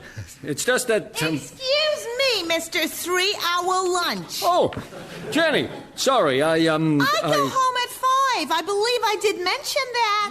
Yes, you... So that's where I'm going now. Yes, understood. Letters don't dictate themselves, you know? No, of course not. Sorry, lost track of time. Makes no never mind to me. What time tomorrow, then? Ooh, 9-ish. Miss Evans is... Still sick. I'll see you tomorrow. Yes. Thank you, Jenny. She's a temp. From an agency. I'm not scared of her, by the way. Good. Could I put in my tuppence worth on this war business? Of course, Sergeant. Well, sir, I think it's a very difficult balance you have to weigh. Very difficult. All I will say is this, that if you do decide to take a stand and fight, I can get you lots of cheap guns. Sergeant. Bullets will cost extra, harder to come by. Sergeant. Gonna be a cold winter, blankets, boots, I'm your man, dried fruit, I've got a chap in the Caribbean. Sergeant. Well, this is all hypothetical. Personally, I hate the idea of war, but life goes on, you know, and what that means basically is you got to know when to hold 'em and conversely when to fold 'em. Not to mention knowing when to walk away and, of course, knowing when to run. I think what the sergeant's saying, General, is that it's wrong to count your money while sitting at the table. There'll be ample time for counting when the dealing's done. Interesting. What about you, Joshua? We've yet to hear your opinion. My opinion? Yes. On what? On the matter of the moment. Well, I like both of them. Matter and moment. Right, I've heard from everyone now, haven't I? Ball's in my court, as it were. Time to make my decision. The big moment has arrived, and my decision is... The drum isn't helping, Sergeant. Sorry. My decision is... I shall capitulate and sign an amnesty with General Gage! Yes! Sergeant! Sorry. I happen to have brought an agreement with me. Oh, you're a far-sighted man, Brimshaw. Sign the agreement, General. History is waiting to applaud us. Indeed. It most certainly is. The quill? Quill? No, I don't have a quill. Anybody? We need a quill. What's a quill? We've been on a horse. I gave my quill to Jenny, but now she's gone home and I don't know where she lives. Someone must have a quill. What about the kitchen staff? The kitchen's closed. A pencil, then? No. You can't sign a legal document in pencil.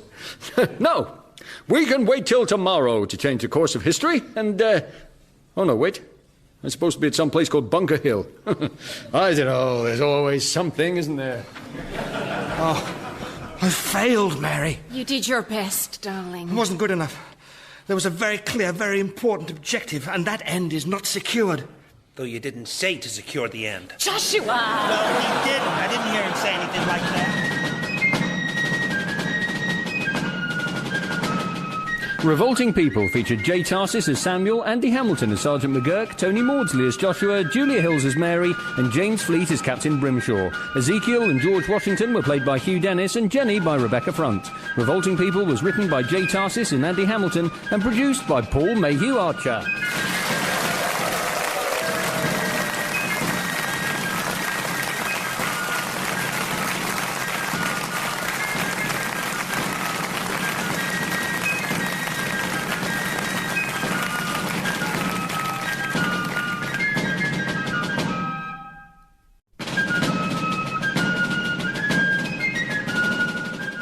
Revolting People by Andy Hamilton and Jay Tarses, with Jay Tarses, James Fleet, Hugh Dennis, Tony Maudsley, Julia Hills, and Andy Hamilton.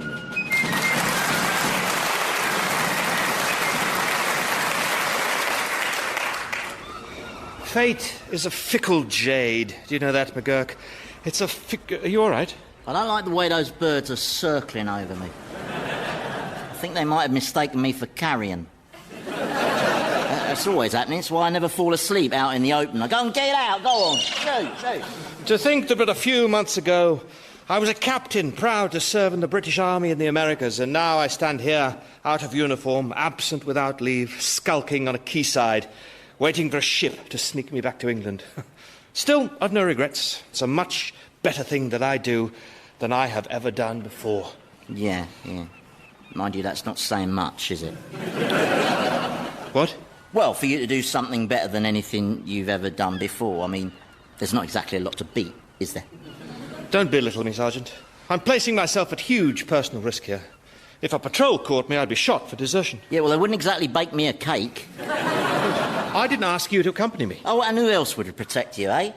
Besides, I can't stay in these parts any longer. Things are getting a little hot for me round here. Hence my picture on that poster over there. What do those words say? Only I'm a little short-sighted, plus I can't read. It says, Sergeant Roy McGurk wanted for theft, fraud, extortion, embezzlement, assault, living off immoral earnings, and unnatural acts. Well, they're natural if you're from Stepney, I don't mean...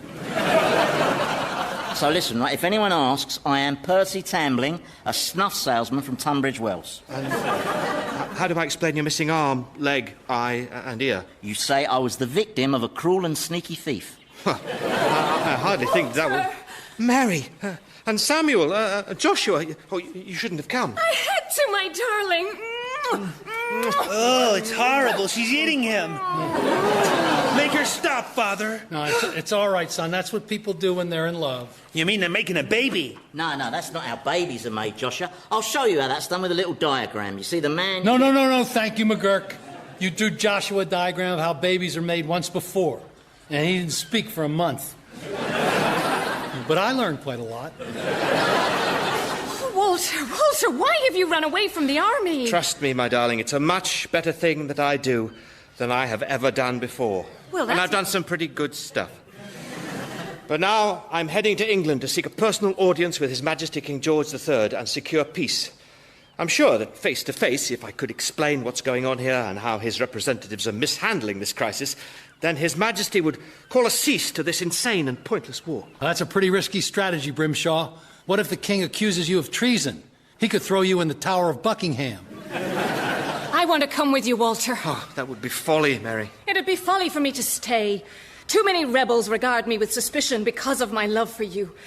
Also, I've grown disillusioned with my fellow patriots, all that bluster and rhetoric from Benjamin Franklin. What is an axis of evil, anyhow? I'm coming to England with you. Oh, but Mary, that sea journey will be fraught and full of danger. I laugh in the face of danger. So do I. And I kind of giggle nervously. Hello there. Are you the passengers who want to sail secretly to England with no questions asked?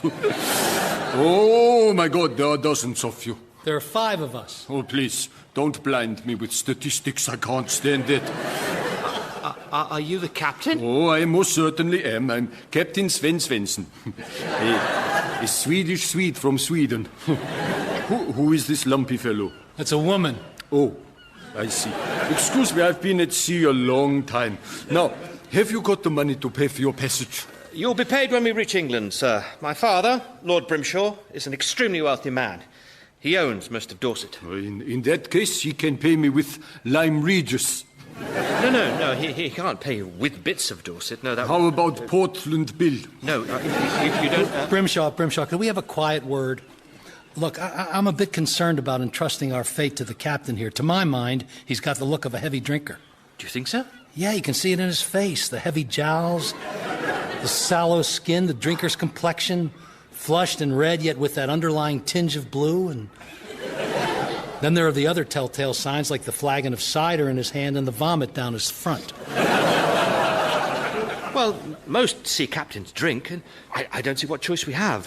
Besides, as long as he's on top of things on the seafaring side... How long will it take us to get to England, Captain? Oh, months, possibly weeks, maybe days. We will have to traverse the wide, stormy expanse of the Atlantic. Wetness. Ocean. That's the word. I can see you up on the nautical terminology, young fellow, my lad. Oh, this is hopeless. We can't put to sea with him. It'd be suicide. Permission to report an approaching mob, sir. Oh, that could be a rebel militia. No, they're redcoats. You can tell they're British soldiers because they sound drunk, foul-mouthed and German. Oh. Well, it's not us they're looking for. We should just stay put. What'll happen when they get here? Well, first they'll probably shoot me and the captain as deserters, then they'll probably shoot you 3 for aiding and abetting deserters. You know, on the other hand, I've heard England's very nice at this time of year. All the scones are in blossom, and the Stiltons are flowing, so come on, let's go. Come with me quickly. We can get out to my ship in this rowing... Boat. That's the word.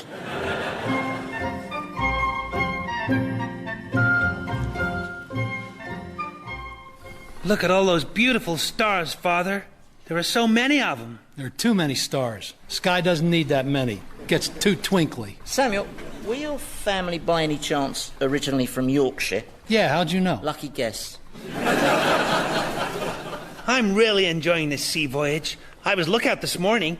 The bosun said it was the first time he'd seen a person who could keep lookout without having to climb the mast. And he says, if we get any storm damage, I can be the mast. Isn't that great? Yeah, that's terrific, son. We're very pleased for you. And Brimshaw and Mary look like they're having a great time. Look at them holding hands up at the prow. Why is Mary putting a tongue in his ear? Is she cleaning it? No, what she's That's doing... all right, McGurk, thank you. You don't know what I was going to say. No, but I know it was disgusting. Oh. And now she's cleaning his throat. Yeah, all right, son, we can do without the commentary. I don't like seeing those two together. There's no future in that relationship. She's a red-blooded American free spirit, and he's an English aristocrat. He's supposed to marry his cousin, isn't he? Have lots of lisping children dressed up in little sailor outfits. Yeah, but sometimes, you know, sometimes romance triumphs over social barriers, doesn't it, eh?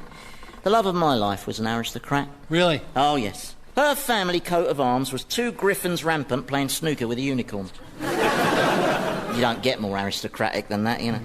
Her name was Cynthia Partington Farquhar. Where did you meet her? In Bombay, yeah. She was a nurse. I'd been wounded fighting with Clive of India. Mind you, he started it.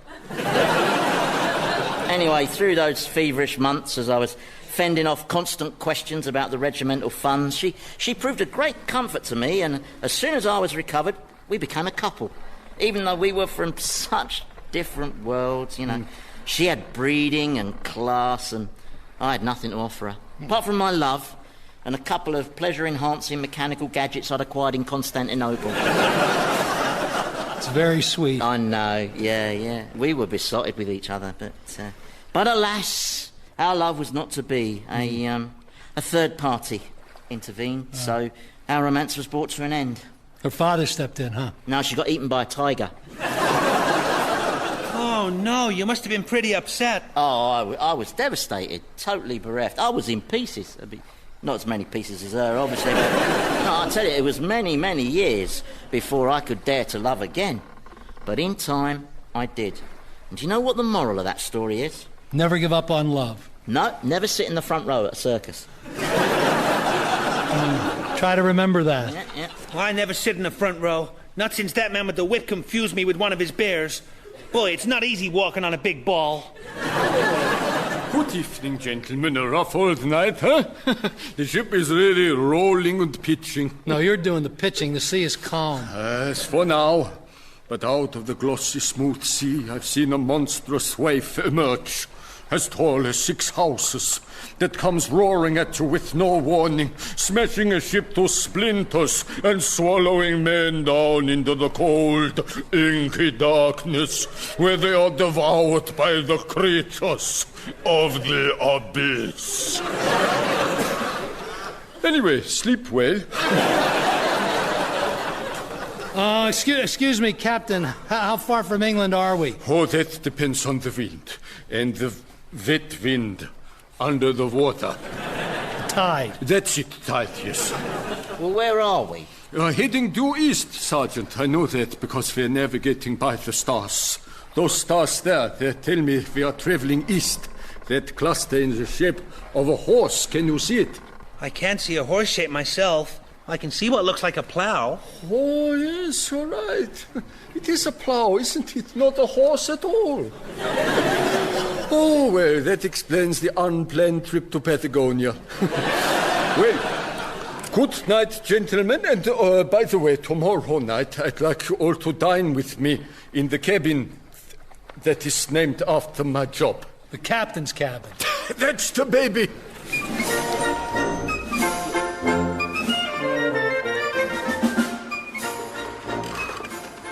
Well, this is most convivial. More brandy. No, thanks. I was talking to myself.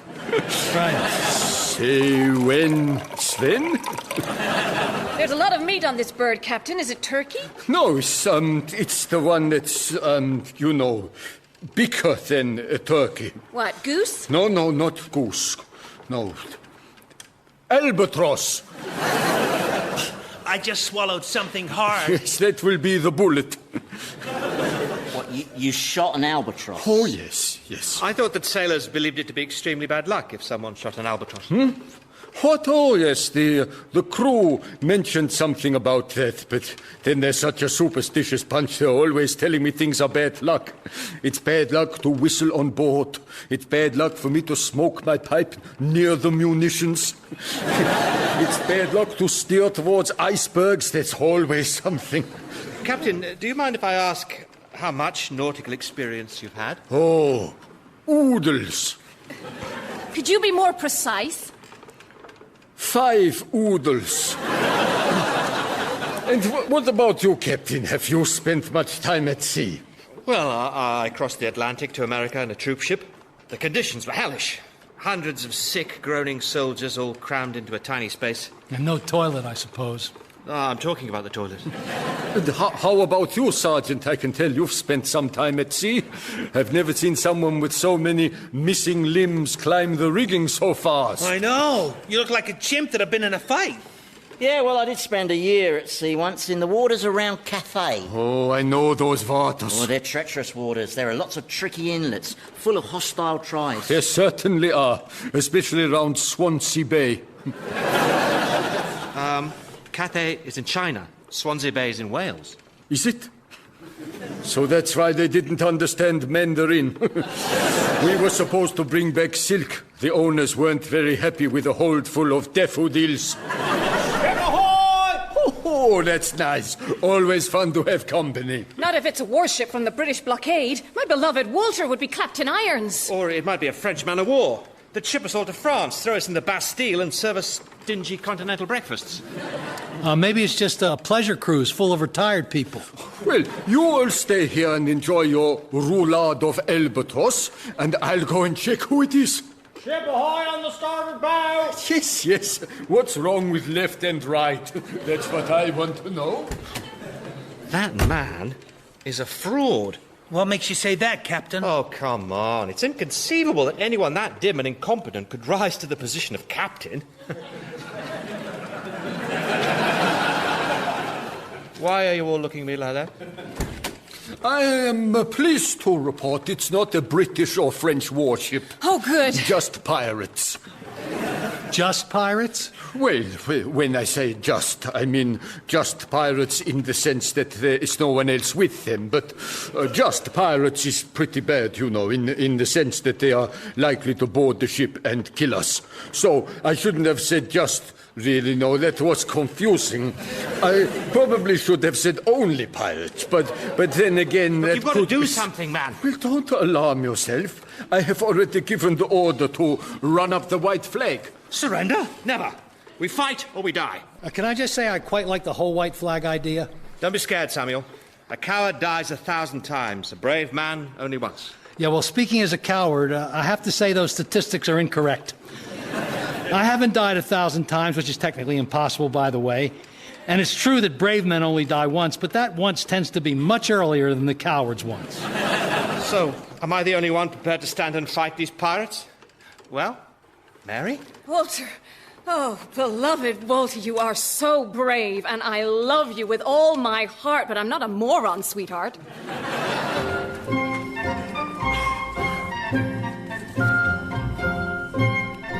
16 men on a dead man's chest. Yo ho ho and a bottle of rum. Yeah, all right, men, that's enough. I think they got the idea that we're pirates now. A couple of them were in denial. I demand that you unchain us immediately, sir. Oh, get her! Oh, you demands, does you? And who might you be, you swab? I am Captain Walter Brimshaw of His Majesty's Army.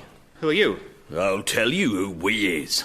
I'm Captain Blackjack Bloodbath, Scourge of the High Seas, and this here is Throat Slitter Riley. That there is Gizzard Slicer McGee, and there next to him are Mad Pete, extremely Mad Pete, Johnny Gutstabber, Tommy Entrails, Nobby Slashface, and Murdering Mikey McMassacre. Next to him you've got Fingers O'Stabbage, Devil's Eye Dempsey, Blind Deaf Razor O'Rooney, and Frank. He's the trainee. That's a nice name, Frank. I like Frank. And what be your name? Your grammar's appalling. Do you know that? Don't talk back to Captain Bloodbath, you scurvy wench, or I'll have you keel hauled till the barnacle Yeah, all right, Frank, yeah. That's the trouble with trainees. They always try too hard. Now, where was I? Oh, yes, what be your name? Samuel Oliphant. You're scared, aren't you, landlubber? Well, I'm gonna call you Samuel Wetpants. Why are you laughing, Joshua? I don't know, Father. It's kind of infectious. These fellas really know how to enjoy themselves. Yeah, you got the makings of a pirate, boy. Really? You leave my brother alone. So he's your brother, is he? I had a brother once. Murdered he was by some filthy, one-legged, one-armed buccaneer who used to raid ships in the waters around Cathay. If I ever find him... Oh, he's probably dead by now. Also, emotionally, you need to move on, you know, so that the healing process can begin. Yeah. I'm Percy Tamlin, by the way, a snuff salesman from Tunbridge Wells. Yeah, I notice you got one leg and one arm. One everything, in fact. Yeah. It's a dangerous game, selling snuff. Though not as dangerous as piracy in Cathay. Where is Cathay? It's Wales, isn't it? You best not be lying, you Bill's rat, or we'll feed your gizzards to the sharks. Yeah, all right, Frank, all right. I like to do my own threatening, thanks all the same. Oh, sorry, Captain Bloodbath. And what be your name, my pretty? Pretty is not a noun. I think you'll find that's an adjectival noun. So, chew on that, little Miss Quibble Wibble. That's not funny. She's right there, Captain. I mean, as pirates, we're prepared to laugh at most things, but there has to be some basic modicum of comedic content. Oh! Anyone else lost their sense of humour? Oh, boy, I certainly found that unprovoked murder very funny. Though it's a gag that probably only works the once. Yeah, you're wrong there. You just shot extremely Mad Pete. Well, it was a mercy killing. So, my pretty, what be your name? My name be Mary. Ha ha. Oh, I like some feisty. Tell me, my dear, has you ever had carnal knowledge of a man with lit fireworks in his beard? That suggestion, sir, is both improper and not fully thought through from a safety perspective. I demand that you desist from such lewdness. Silence, wet pants! No, I'm Wet Pants. Which is very funny, by the way. Works on so many levels. I also like Miss Quibblewibble. Oh, quiet! Yes, quiet, you scurvy! Oh. Well, there goes another trainee. We get through them so fast. I know it makes recruitment really problematic.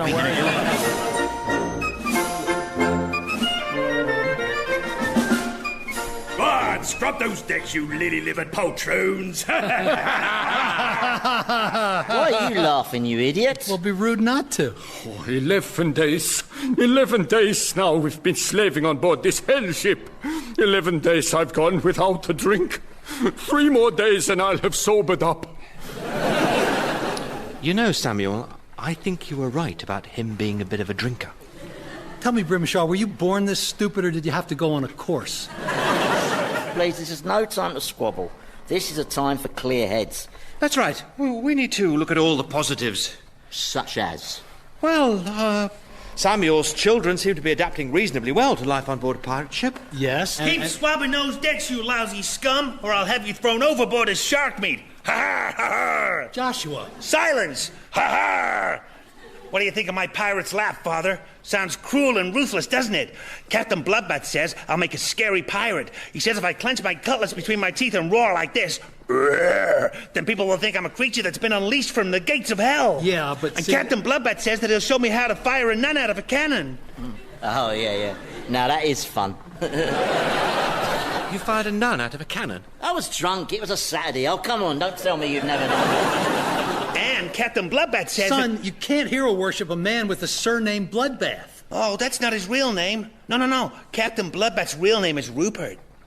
Rupert Perkins. But don't let him know that you know, or he'll shoot you. Tommy Entrails told me that. The late Tommy Entrails. That's right, yeah.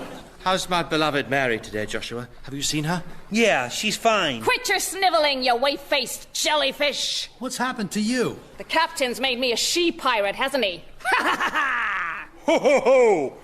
Oh no, my pirate's laugh has turned Christmassy. Mary, you can't be a pirate. You'll end up on the gallows. That is so typical of you, Father. Whatever career choice I make, you can never just be happy for me, can you? No, he's never supportive at all, is he? Everything I want to do... You know, being hanged by the neck until you're dead is not a long-term career choice. I don't care. I loves being a pirate. I get to leap around in leather trousers and slap my thigh in a manly fashion. I think you might be confusing piracy with panto, miss. Quiet, or I'll lop off your few remaining limbs. It's no good, I've lost it. So, gentlemen, what do you make of Maggie the Hell Vixen? Hell Vixen? That's my pirate name. I'm making her my second in command, see? Second in command? That's right, my assistant captain. Have you mutinous dogs got a problem with that? Yeah, we've got a problem with that. Employing women as pirates just doesn't work, see? You train them out to be vicious buccaneers, and then they suddenly announce they're going off to have a baby. Remember that last woman pirate we had? We were attacking that Spanish galleon, and she kept asking if she could finish early because her kid was in a school play. This here talk is mutinous and discriminatory. We'll not serve under a woman. No, not even if she is likely to have good people skills. Before we know it, this here pirate ship will be full of young mums doing 2-day weeks as part of a job share. No, she can do the cleaning. Or the cooking. There'll be no glass ceiling on my ship. Anyone else want to try to introduce regressive employment policies? Samuel, I think things might be looking up for us, gents, eh? Yeah, looks like Captain Bloodbath's days may be numbered. That's right. All we have to do, right, is stay out of harm's way. Hey, look, everybody. It's an albatross. That could make a tasty lunch for us all. Lunch? Oh, yes, that could feed the whole ship. It's even bigger than the one I shot. Why is it gone quiet?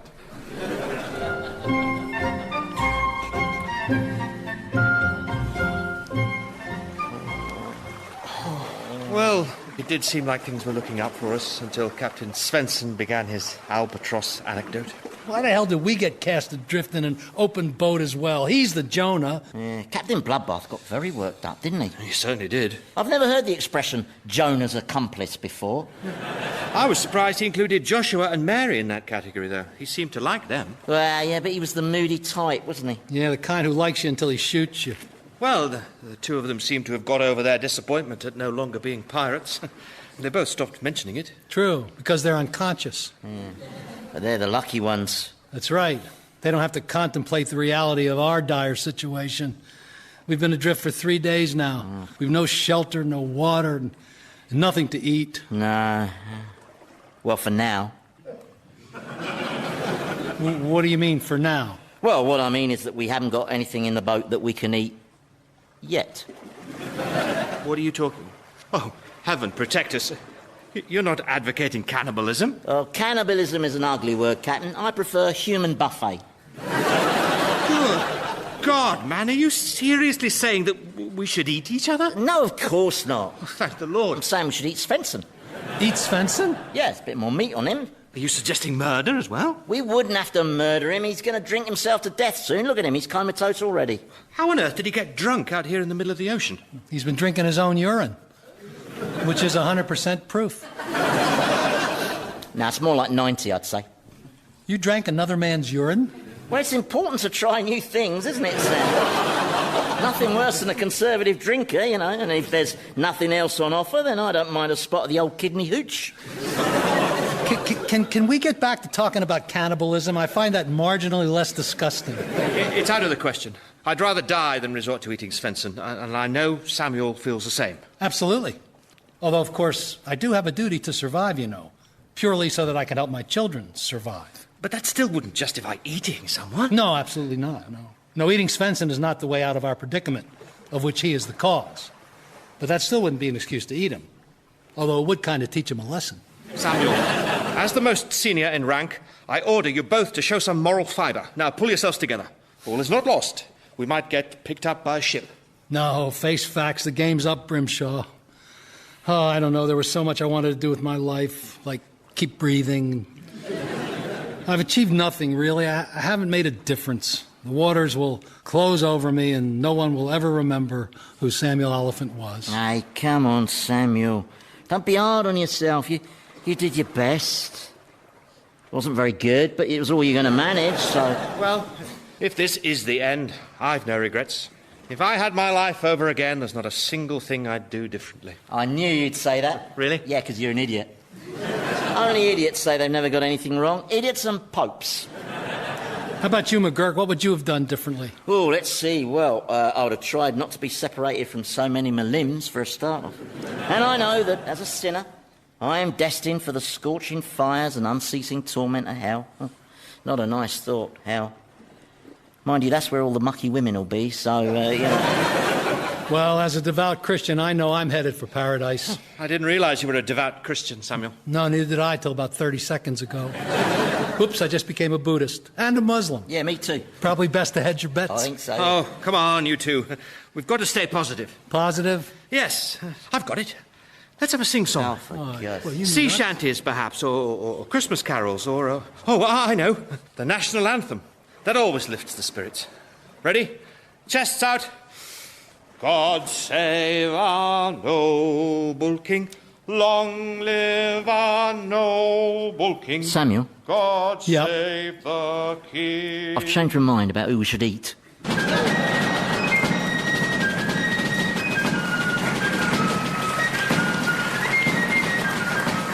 Revolting People featured J. Tarses as Samuel, Andy Hamilton as Sergeant McGurk, Tony Maudsley as Joshua, Julia Hills as Mary, Hugh Dennis as Fenton, and James Fleet as Captain Brimshaw, with Philip Pope and Michael Fenton Stevens. Revolting People was written by J. Tarses and Andy Hamilton and produced by Paul Mayhew-Archer.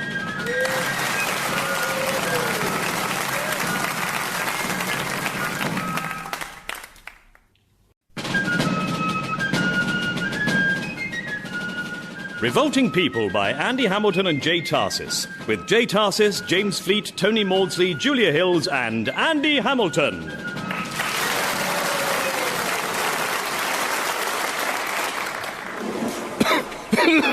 Oh, I'm alive.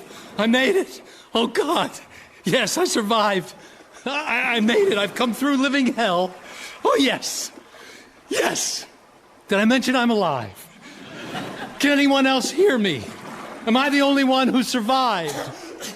Father, is that you? Oh, Joshua, you made it too. I'm over here. Oh, Captain Brimshaw, it's a miracle. Wet and bedraggled, but none the worse for wear. Help me!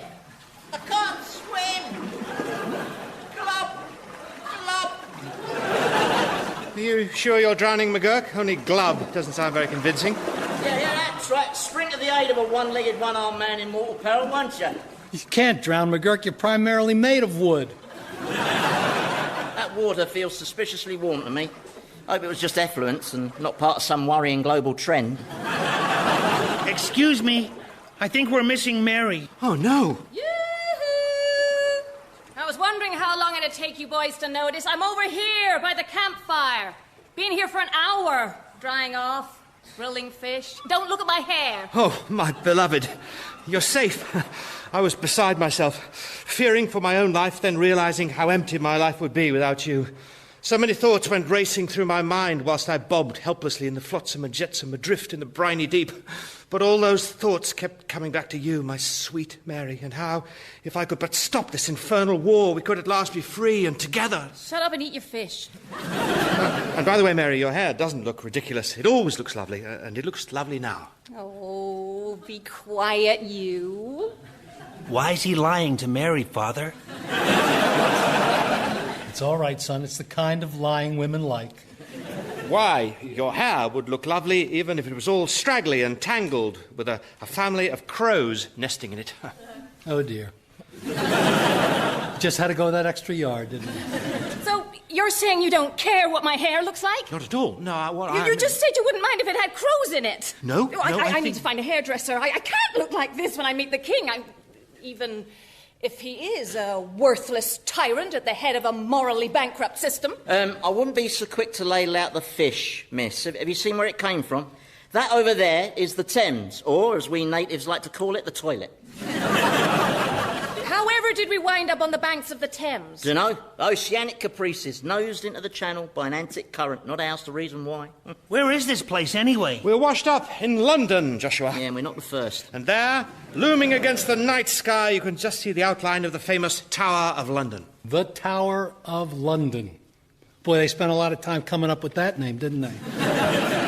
Well, can we visit the tower? Can we? Not tonight. Tonight we should dry off, eat some fish, vomit, get some rest, and give thanks to the Lord that we were salvaged from the jaws of Neptune.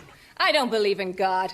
He's an invention of the church and the ruling classes to subjugate and enslave the poor. Yeah, but if there is a God, Mary, what you just said might have annoyed him. Well, if he's such an all-powerful God, then he should be big enough not to be bothered by a few remarks from me. Yeah, well, now you've definitely annoyed him. We'd better pray quick, Brimshaw. Dear Lord, we give thanks for your guiding us through our perilous journey across the Atlantic Ocean. Thank you for blessing us with a sturdy ship, although the captain was a little dodgy. But we're not blaming you, Lord. We should have spotted he was a drunkard when he tried to have carnal relations with his own shadow. But thanks to your protection, Lord, we survived. And you watched over us when we were abducted by those pirates, led by Captain Jack Bloodbath, which was a good name for him, as it turned out, because he did kill quite a lot of people. Not that that was your fault, Lord.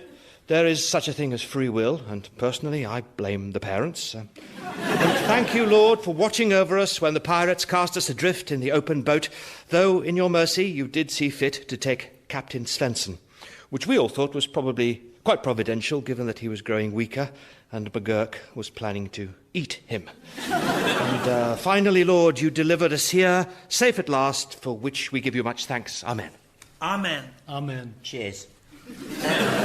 Now then, I sense a little dip in our spirits, and you know what we soldiers do whenever we want to raise our morale? You burn a village. Apart from that. You do some looting. Apart from that. You play hopscotch. Apart from that. No, we sing songs around the campfire. We've heard all your soldiers' songs, McGurk, and they're disgusting. Especially the one about the young virgin from Wick. No, but this one's a lovely old English folk song, a wistful pastoral ditty about loss. Oh, where are all my violets? And why are you singing in that ludicrously rustic accent? I told you, it's a folk song. And the finger in the ear? Also compulsory, yeah. Plus, I'm trying to fish out this weevil that's got in it. Right. Here it goes. Oh, where are all my violets, and where are all my roses, and where are all my daisies fair that did adorn my posies? Excellent. And where are all my daffodils with nodding heads so golden, and where are my fine marigolds so lovely to behold? Nice round of applause. And where are my petunias, forget-me-nots and sweet pea, and where are my chrysanthemums whose luscious blooms did greet me? And where are my fine snowdrops fair that flower though frost do harden? And where are my oh wait a sec, now this is not my garden?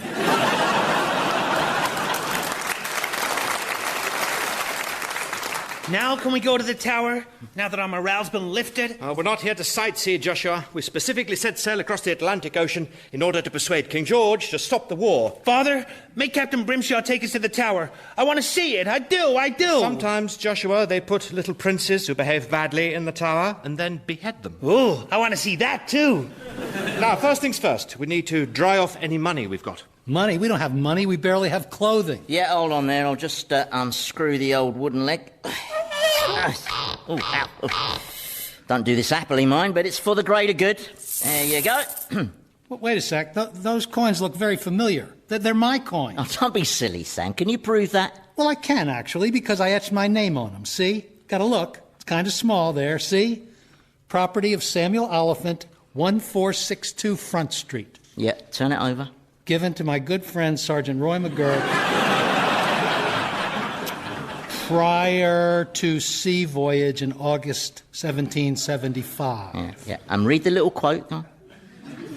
Spend it well, Roy. Yeah, and now I'm temporarily releasing it back to you because I'm a team player, see? Tomorrow we'll take all this to the money changer, but for now, let's eat. Then we rise bright and early in the morning to save the world. And see some princes beheaded. Joshua, will you just control yourself? And screw your leg back on, McGurk. People are trying to eat.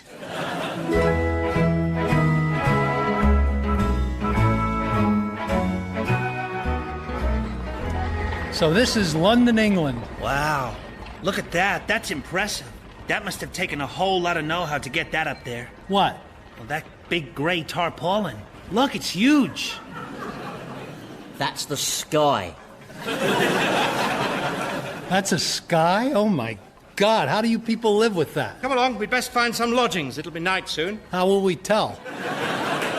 Let's find the hairdressers first. Come along, Walter. Coming. I'm off to visit the tower, Father. These clothes we're wearing, McGurk. Yeah? What about them? Well, I thought we asked the tailor for something bespoke. Well, they are bespoke. It's just they're bespoke for someone else. You know, I mean, we couldn't walk around in our clothes. I mean, me and the captain are technically deserters. We all need to blend in with the locals, you know. Oh, I understand that, but this is a pretty rough working-class, mixed-ethnic kind of neighborhood, and we're dressed as fops. Well, it's a little frillier than I would normally wear, but... Yeah, you mean, what, like those pink lace cuffs? Yeah, I'm not sure about those. Although I like your periwinkle velvet pantaloons. Well, the idea was not to draw attention to Yeah, ourselves. it was all he had in the shop, wasn't it? Stop moaning. It'll do for now. Besides, we'll blend in here. This is Covent Garden. You can't swing a cat without hitting a dandy. Watch. Oh, my lord. I'd forgotten how much fun that was, actually. What's that place? Oh, that, I believe, is the Drury Lane Theatre. Oh, we're in Drury Lane, then? Yeah, there's the Muffin Man. You want to stay clear of him, because he's almost solely responsible for alarming obesity problems locally, although those chestnut and turnip ones are fat-free, apparently. Do we have time for the theatre? No. Besides, who wants to see Mrs. Siddons as Lady Anne in Robert Adams' version of Richard III? Can you imagine anything more tedious? She's a little young for the part, isn't she? I know, it's ridiculous. That's the kind of stunt casting that can kill a career, I tell you. But I hear there's a groundbreaking production of The Rivals at the Mermaid. How many times do I need to see The Rivals? I know, you got a point. Still, it's Collie Kibber in the lead. Oh, well, your Collie's good, but it's such heavy-handed satire. Yeah. Samuel Foote's doing his mimicry over at the Haymarket. Yeah, I'm not a big mimicry guy. Anything happening in puppets? That's way out in the fringes, and it's only Punch and Judy. Although I do like the timeless comedy of policemen being beaten senseless with sticks, you know. Anyway, we need to find a room somewhere. Far away from the cold night air? That'd be good. And what if it had one enormous chair in it? Oh, wouldn't that be lovely?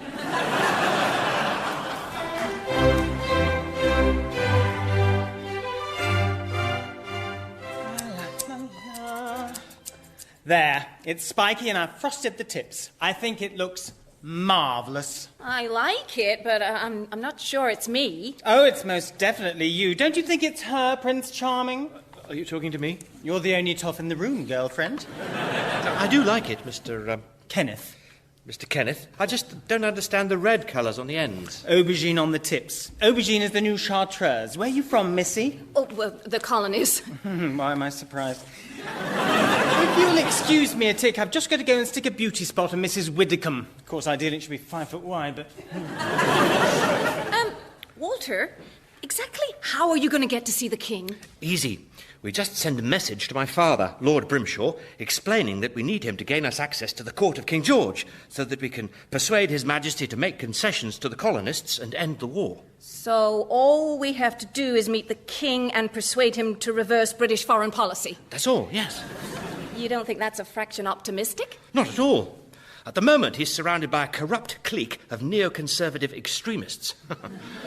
But only an insane, drink-damaged buffoon would let a situation like that persist. But your father won't agree to help us, surely. You and he are estranged over your all-consuming love for me, an American firebrand of low birth. Well, yes, he was a little bit upset, but I think all that stuff about hanging himself was a bluff. It'll be fine, don't worry. You there, street urchin, step inside. You talking to me, Governor? Indeed I am, my little fellow, indeed I am. Just because I'm a street urchin, there's no need to patronise me. I'm sorry, I didn't mean to offend. People just can't see past the rickets, that's the trouble. I'm sorry, It's a form of abuse. Yes. I have an errand for you. Go on. I'd like you to be my go-between and take this letter to my father, Lord Brimshaw, in Brimshaw Palace in Dorset. It'll cost ya. But of course, here's a shiny shilling for your trouble. Shiny shilling? Sorry, that was a bit patronising again, wasn't it? So you'll pay me a shilling to go to Dorset and back? Yes. I'm an urchin, not a cretin. Yes, but It'll take me 2 days to go to Dorset minimum. That's 2 days' worth unpicked pockets. That's a big loss of earnings issue for me. A shilling seems quite generous. To go to Dorset? I do have consumption, you know. Listen. Oh, very, very well. Two guineas. Done. All right, that's Mrs. Widdicombe beautified. Not. Now then, Missy, just got to give your hair one last frou-frou. Tally-ho! I always wanted to say that. Ow! Darn 7-foot door frames. Oh, my, he's a big one. He's my brother. He's my fantasy. Who is this person? He's my stylist. But what I really want to do is direct. And did he make your hair all purple? No, just the tips, and it's aubergine. I like it. It's subtle. Maybe you'd like to spend a few hours letting me purple up your tips. What? Or moosing up your ringlets. That man's frightening me, Mary. My brother's just a simple country boy. Please stop using metropolitan innuendo on him. Look, I'm sorry, but we really ought to be going. And you seem to have been taking ages over my fiancée's hair. I mean, you said one last frou-frou. How long does a frou-frou take? Twice as long as a frou.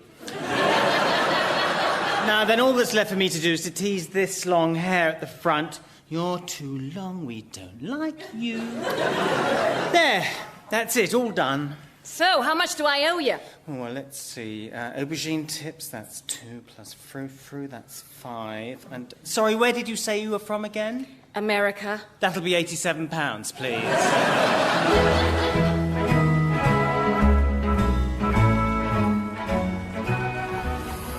What's that terrible smell? It's not raw sewage, is it? We don't have any other kind. Oh, my God. Don't you people have plumbing? No, just windows. What do you mean? Well, let's put it this way. Every now and then you'll hear a cry of, "Watch out below!" And the important thing when you do hear it, Samuel... Watch out below! ...is not to look up. Like you did just then. Also, step to the side, yeah? Now you've got excrement all over your face and everyone knows you're a tourist. Oh, hello, Captain. May we sit at this charming outdoor table with you? Of course. Father, your head seems to be covered in a layer of... Yeah, I know. Well, your hair doesn't look much better.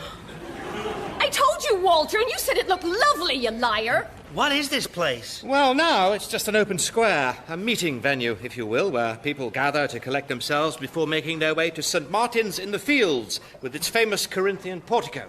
Ooh, a Corinthian portico. I want to see it. Not now, Joshua. Now we must sip tea and collect ourselves and take stock of the events so far.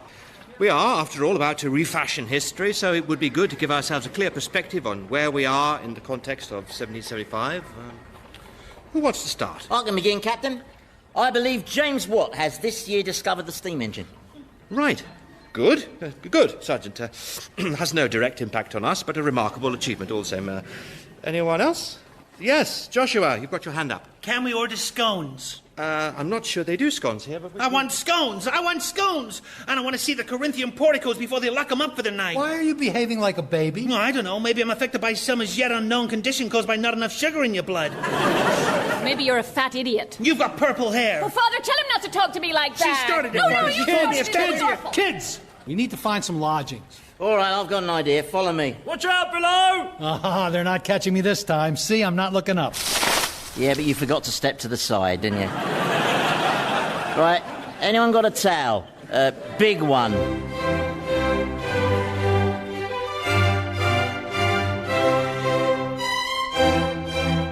Well, here we are in Cockney. There is no such place as Cockney. True, it's a state of mind, isn't it? Yeah. But this is where my roots are, born right here in Cheapside, within earshot of the bells of St. Mary Le Beau Church. Ooh, can we see it? Can we see it? Do they have scones? Well, it's a church. I mean, they occasionally do wafers and wine, but... Oh, I love churches. Yeah, well, look at that mother of a church then, look. Whoa. St. Paul's Cathedral, just like in the lithographs. Holy cow. Sir Christopher Wren. Took him 35 years. He's buried in it. No wonder it must have killed him. Wow.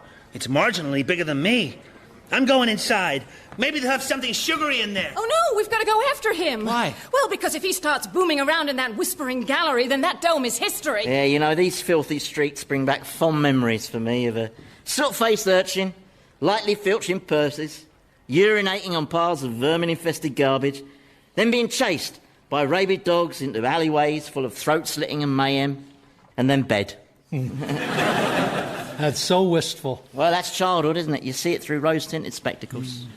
My feet are killing me. We've been walking for hours, McGurk. I thought you knew a place to stay. Yeah, I do. I'm just getting my bearings here. It's been a long time. Excuse me while I chat with this local monger. What kind of monger is he? Well, he sells everything, night and day. He's a 24-hour supermonger. Excuse me, could I bubble to you for a mo, me old China? Do you remember me? Oh, your cod looks familiar. Your Bexley's a bit more crooked. Lost a little barnet off the top of your... I gotcha. You're old McGurk's current. Yeah, I'm trying to find my old cat. Might have been around the Johnny Up some apples. Yeah, we thought you was brown. Brown? Brown bread. Dead? No, I'm just limb challenged. Still kicking somewhat, but... Well, you might get your place over by that big dickory next to the jack if you want to hook up your old trouble, but you better barnacle if you don't want your tulips to get turtled by the squealer and the carrots. Yeah, if you get me broccoli. Yeah, I'll say, Anyway, yeah, don't let the past get sparling. Yeah. What'd he say? No idea.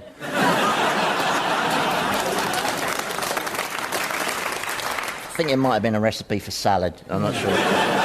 Maybe some new dialect. Right, well, I think I've got my bearings now. Yep. Boy, that cock stuff was quaint and impossible to understand. I'd like to learn it. Well, first you need to learn English. Well, I speak American, which is a form of English. It's a form of laziness. Teach me Cockney. Well, do you have anything you're trying to hide from the police? No. Then what do you need it for?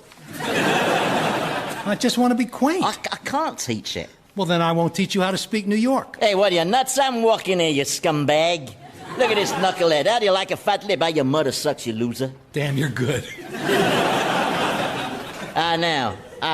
Here's my old house, at least I think it is. Well, then, shall we see if anyone's at home? Yeah. Or maybe we should look elsewhere, you know.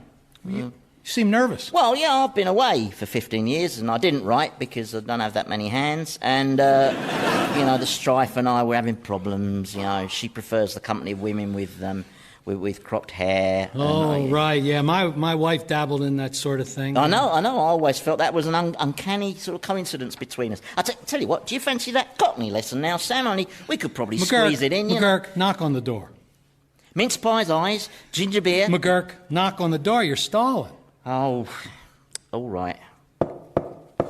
Hello?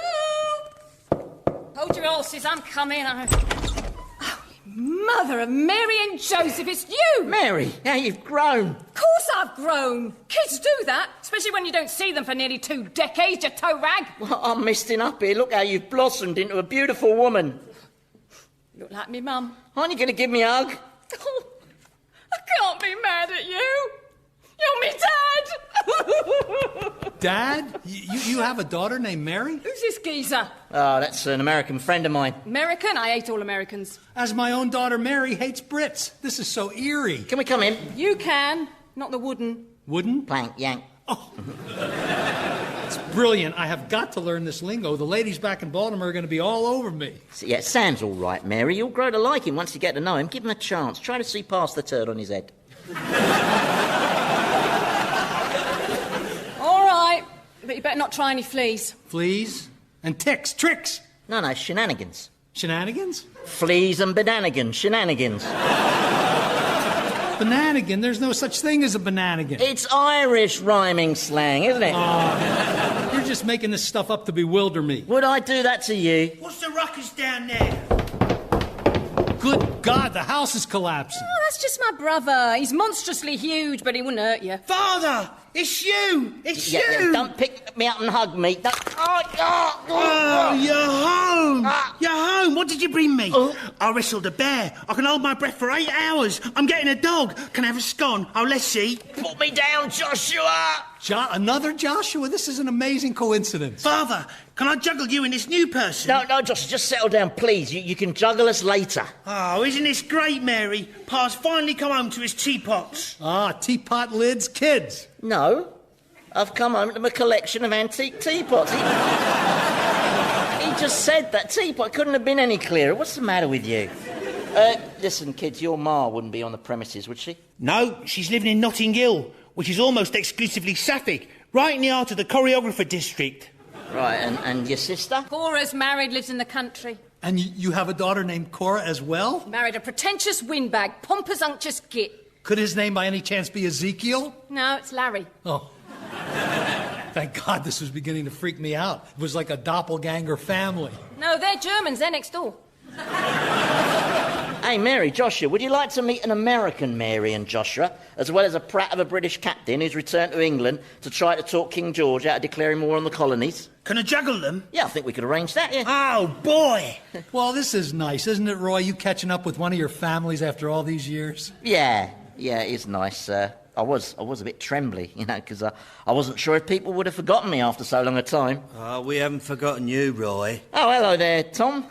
How are you these days? Poor. Somebody stole everything I owned 15 years ago.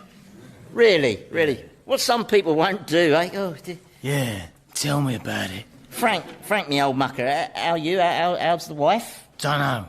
Somebody sold her to white slave traders. Oh, I hate it when that happens. And somehow bad stuff never happens to the people who deserve it, does it? Sylvia, this is like old times. Are you still in the old place? Not since some ratbag posed as my husband and sold it out from under me. Oh, no, really? But where are my manners? Hey, Sam, these are my neighbours from the old days. Quite a lot of them. Yeah, the line stretches just about as far as the eye can see. Oh, boy. Is it a parade? Yeah, sort of. It's a parade of people all carrying large chunks of wood with a nail in the end. Mary, Sam and I are going to run out through the back door. We don't have a back door. No, but you're about to.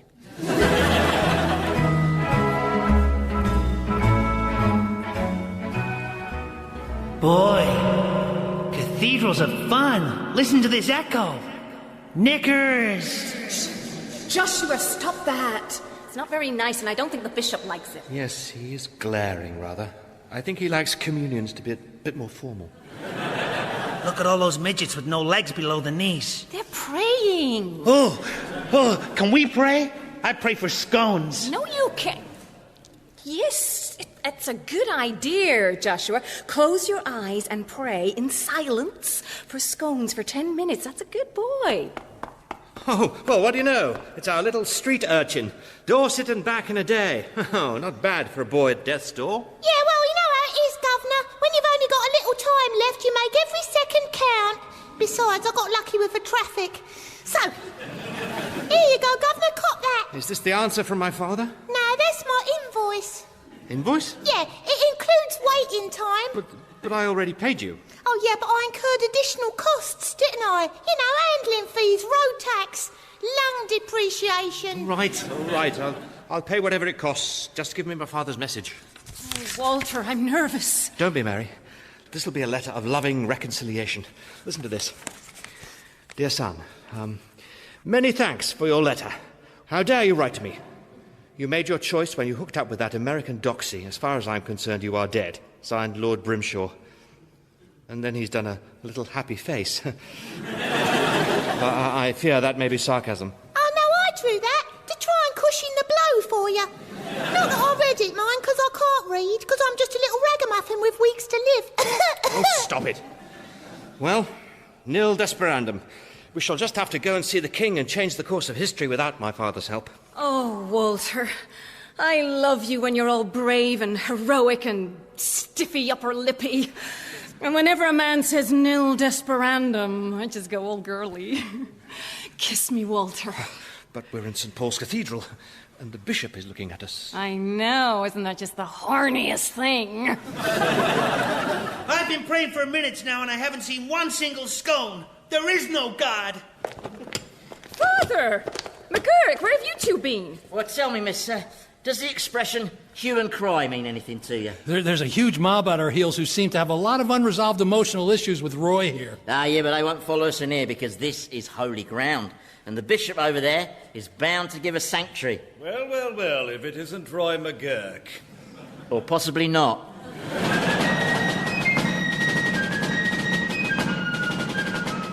Revolting People featured J. Tarses as Samuel, Andy Hamilton as Sergeant McGurk, Julia Hills as Mary, Tony Maudsley as Joshua, and James Fleet as Captain Brimshaw, with Michael Fenton Stevens, Rebecca Front, and Philip Pope. Revolting People was written by J. Tarses and Andy Hamilton and produced by Paul Mayhew-Archer.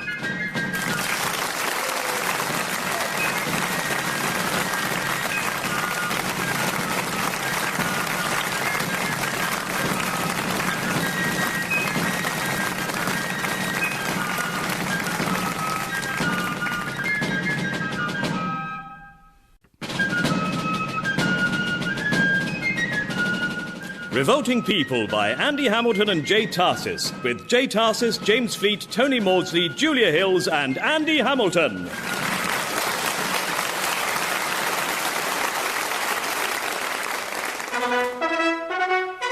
My lords, ladies and gentlemen, pray silence and please be upstanding for the King of England, Scotland, Wales and Ireland, ruler of the British Empire, especially America, His Royal Majesty, King Samuel I. Hip, hip, hooray! Hip, hip, hooray! Hip, hip, hooray! Hit me again, guys. Hip, hip, hooray! I like it. God save me. God save the king! I should think so. Hey, you, flunky. Yes, Your Majesty. Third courtier from the left wasn't shouting as loud as the others. Have him killed. Yes, Your Majesty.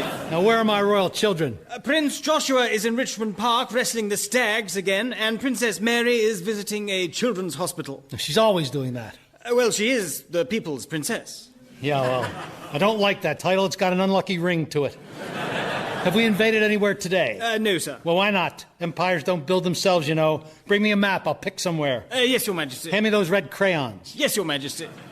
Oh, and have they erected that huge statue of me in Baltimore as I royally decreed? Yes, Your Majesty. And from there, you know, humble shopkeeper who by popular demand was made King of England. Nobody saw that coming. Indeed not, Your Majesty. Lord Brimshaw seeks an audience. Oh, very well. Step forward, Lord Brimshaw. Your Majesty, it's my duty to inform you that there is unrest in the gentle shires of loyal England. What's the cause of this unrest? Well, there are many beautiful women who you still haven't slept with yet. They're becoming distressed. The night is filled with the sounds of their weeping. Well, I'm going as fast as I can. I know, Your Highness. All right, then, out of a sense of patriotism, I'll up it to 6 a day. Understood, Your Majesty. Mornings only, mind. Afternoons, I go bowling. The Royal Treasurer also seeks an audience, Your Majesty. Treasurer? Yes, Your Majesty. The Earl of McGurk. Morning, Your Madge. How's it hanging? I don't remember making you treasurer. No? Well, it was late and you'd had a few. Well, McGurk, I know you and I go back a long way, but I'm going to have you beheaded just in case. Guard, seize him! Always wanted to say that. Cease, tyrant! Mary! We'll have no more of your despotic absolutism. I'm leading a people's rebellion to dispose of you and your ilk. My ilk? Do I have an ilk? I had no idea. Flunky, saddle my ilk. Want to go ilking? Goodbye, father. Mary, that's a little disrespectful, holding a knife to my throat. It's the only way. Your tyranny has to stop. Stop! Do you hear, father? Stop! Stop, father! Stop! Stop! You're dribbling all over my shoulder. Oh, well, what? Oh, I was having this extraordinary dream. Was I in it, Father? Yeah, you were wrestling stags. Ooh, my favorite. And I was a king. Hey, maybe it was like a portent. Dreams can be prophetic, can't they? Oh, they certainly can, yeah. I once dreamt I was a candle. And when I woke up, my head was on fire. Your head was on fire? Yeah, it's a long story. I'd annoyed someone. Remind me, Captain Brimshaw, where are we headed in this fancy carriage? We've been invited to stay with my aunt, the Duchess of Montfort. Gee, how did that happen? Through an unlikely series of farcical coincidences and situations that would take too long to explain now, but might one day make the basis for a half-hour comedy entertainment. Yeah, I saw a half-hour comedy entertainment once in Deptford. It involved a naked priest, some boxing gloves and a badger. Yeah, it was physical comedy mostly, not much dialogue. The most fortuitous thing about this invitation is that my aunt is very close to the king, so I may be able to meet with His Majesty to persuade him to stop the war. Yeah, well, you better get a move on, because any day now the next military dispatches will arrive from Boston. Yeah, and they're bound to contain the news that you and I have deserted our post to come here. And that makes us deserters, which is one step up from a corpse. Hey, look! There's the home of a giant. That's called a palace, Joshua. It's my aunt's home. She lives there with 200 servants. She's the richest woman in England. Is there a Mr. Duchess of Montfort? Not at the moment, thank goodness. She's got this terrible tendency to fall head over heels in love with the most horrible men, you know? Real crooks. Total reprobates. Oh, dear. The last one was discovered with another man's wife. He was shot dead by the husband who caught him in flagrante. In flagrante? Yes, the wife's name was Flagrante. Italian, I think. Could I borrow your louse comb, Samuel? Because the ladies like a man who makes a bit of an effort, don't they? Listen, Stumpy, this woman isn't going to be interested in you. Well, not unless she's a biologist. You mark my words, miss. As soon as she sees me, she'll want me. What as? A doorstop? McGurk, be realistic. You're a short, ugly, one-legged, one-armed, one-eyed, one-eared troll. Yeah, but as far as women are concerned, my physique's my trump card. See, all my missing bits give me an air of mystery. They suggest I'm a man with a past. Yeah, but not much present. Auntie, good to see you. Welcome, nephew. This is a lovely surprise. What brings you back to England? Oh, I'm on a special diplomatic mission. Allow me to introduce my friends, the Oliphants, Samuel, Mary, and Joshua, and this is Sergeant McGurk. Where's the rest of him? Like I said, Sam, mystery. Such terrible wounds, you poor man. Don't pity me, darling. What's left is in good working order, if you get me, which you will, if you play your cards right. Is that any way to address a lady? I don't see no lady. Wilkins! Yes, ma'am. Set the hounds on him. Yes, ma'am. Please, Auntie, don't be offended by his coarse familiarity. I don't like that gleam in his eye. Which eye? The one that isn't made of wood. Don't be upset by Mr. McGurk, your Duchessness. He can't help being from low-born, vulgar stock. Why is he talking like that? Like what, Auntie? Like a dim Cornishman with a cold. Oh, no, that's the American accent, Auntie. I hate to hear vowels suffer like that. So, presumably, you poor colonists have had to flee those dreadful, brutal revolutionaries. Actually, I support the cause of the revolution. Loose the hounds, Wilkins. No, Auntie, I cannot stand idly by while you set the dogs on the woman I love. Love, eh? So you're afflicted with that vile distemper. Well, more fool you. Look what love got me. One dead and unfaithful husband. Yes, I was sorry to hear about that, Auntie. Must have been horrible for you. Oh, it wasn't the first time the man had humiliated me. Good Lord, no. Last year he was due to make a court appearance and just did a bunk, left the country. So he was tried and found guilty of indecency in absentia. In absentia? She was Flagranti's sister. What a family they were. Do you know the king, lady? We don't have a king, lady. We have a man-king. But yes, as it happens, I am on good terms with His Majesty. Oh, can I meet him? Can I? He might have some damsels that need rescuing from dragons. Joshua, yet again you've confused real life and fairy tales. Yeah, you gotta watch that, son. That's how we ended up with a barn made from gingerbread. The thing is, Auntie, I need to talk to the king rather urgently, and I was wondering... Well, you can talk to him tomorrow. I'm throwing a ball. So the king will be attending the ball? Along with 2,000 others. 2,000? That sounds obscenely extravagant. I like holding extravagantly large balls. I'm saying nothing. And, are we invited to the ball? Of course, you're my house guests. Wilkins, show them to their quarters, but take Sergeant McGurk via the sheep dip. I don't like to see clothes moving when the person isn't. Understood, Betty. I shall see you and your friends at dinner, nephew. It's nothing fancy, just 8 courses, starting with peacock fritters. Why do the English overeat so much? It's the size of the portions. Makes them the most obese people in the world. That's why the British need such a big empire. Just gives them somewhere to sit. You heard what you said about the king, though. If only I can get to him. Yeah, well, I'm getting to the Duchess, no doubt about that. She wanted to set the dogs on you. Yeah, it always starts with the dogs. Her lip curls when she looks at you. That's disgust. That's right, Sam. Spell L-U-S-T.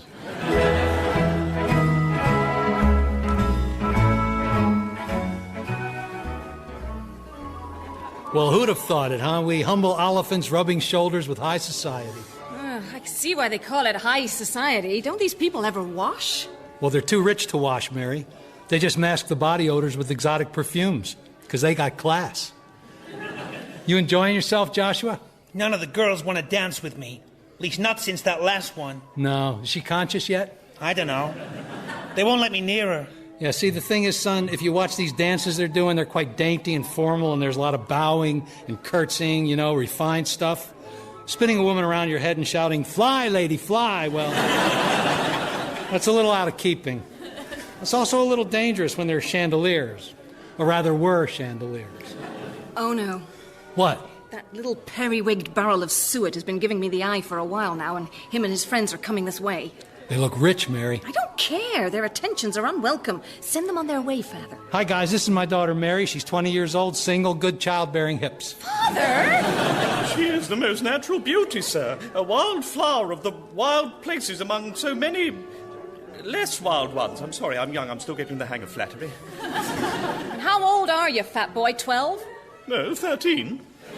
And what do you gentlemen do for a living? We don't do anything. We're gentlemen of leisure. He's a fop, he's a dandy, he's a rake, and I'm a prince. A prince? Yes, the Prince of Wales. Wales. The H is silent, presumably. Mary, I'm not quite sure you heard what the nice young gentleman said. He is the prince who will one day be king of England and who will need someone to share his throne. He'll need someone to mend his throne. He's got an arse the size of Virginia. Pay no heed, my liege. That's colonial wit. It doesn't travel. We're all bumpkins over there. Would this vision of loveliness care for a dance? No, yes, she would. I would not. One moment, Your Majesty. Mary, for God's sake, dance with him. You might end up a princess. I'm not interested. He's short and he's a porker. Yeah, but there are such things as diets, you know, and stepladders. I'm not interested. You're crazy, Mary. If you married a prince, you'd live happily ever after. Got a point there. He has not got a point. That's fairy tales again. Yeah, but fairy tales are probably based on real-life cases because, let's face it, wolves have been known to eat people. And they're intelligent predators, so there may well have been an instance when one dressed up as someone's grandmother. And some beanstalks do grow to remarkable heights. Shut up, Father. Well, you're being very selfish. Do you know that? If you became royalty, we'd be royal. And it's like in my dream, only maybe without the bit where you tried to kill me. Listen, if I dance with anyone, it'll be my darling Walter. Yes, but darling Walter isn't here right now, and the prince is. All right. One dance with a little butterball.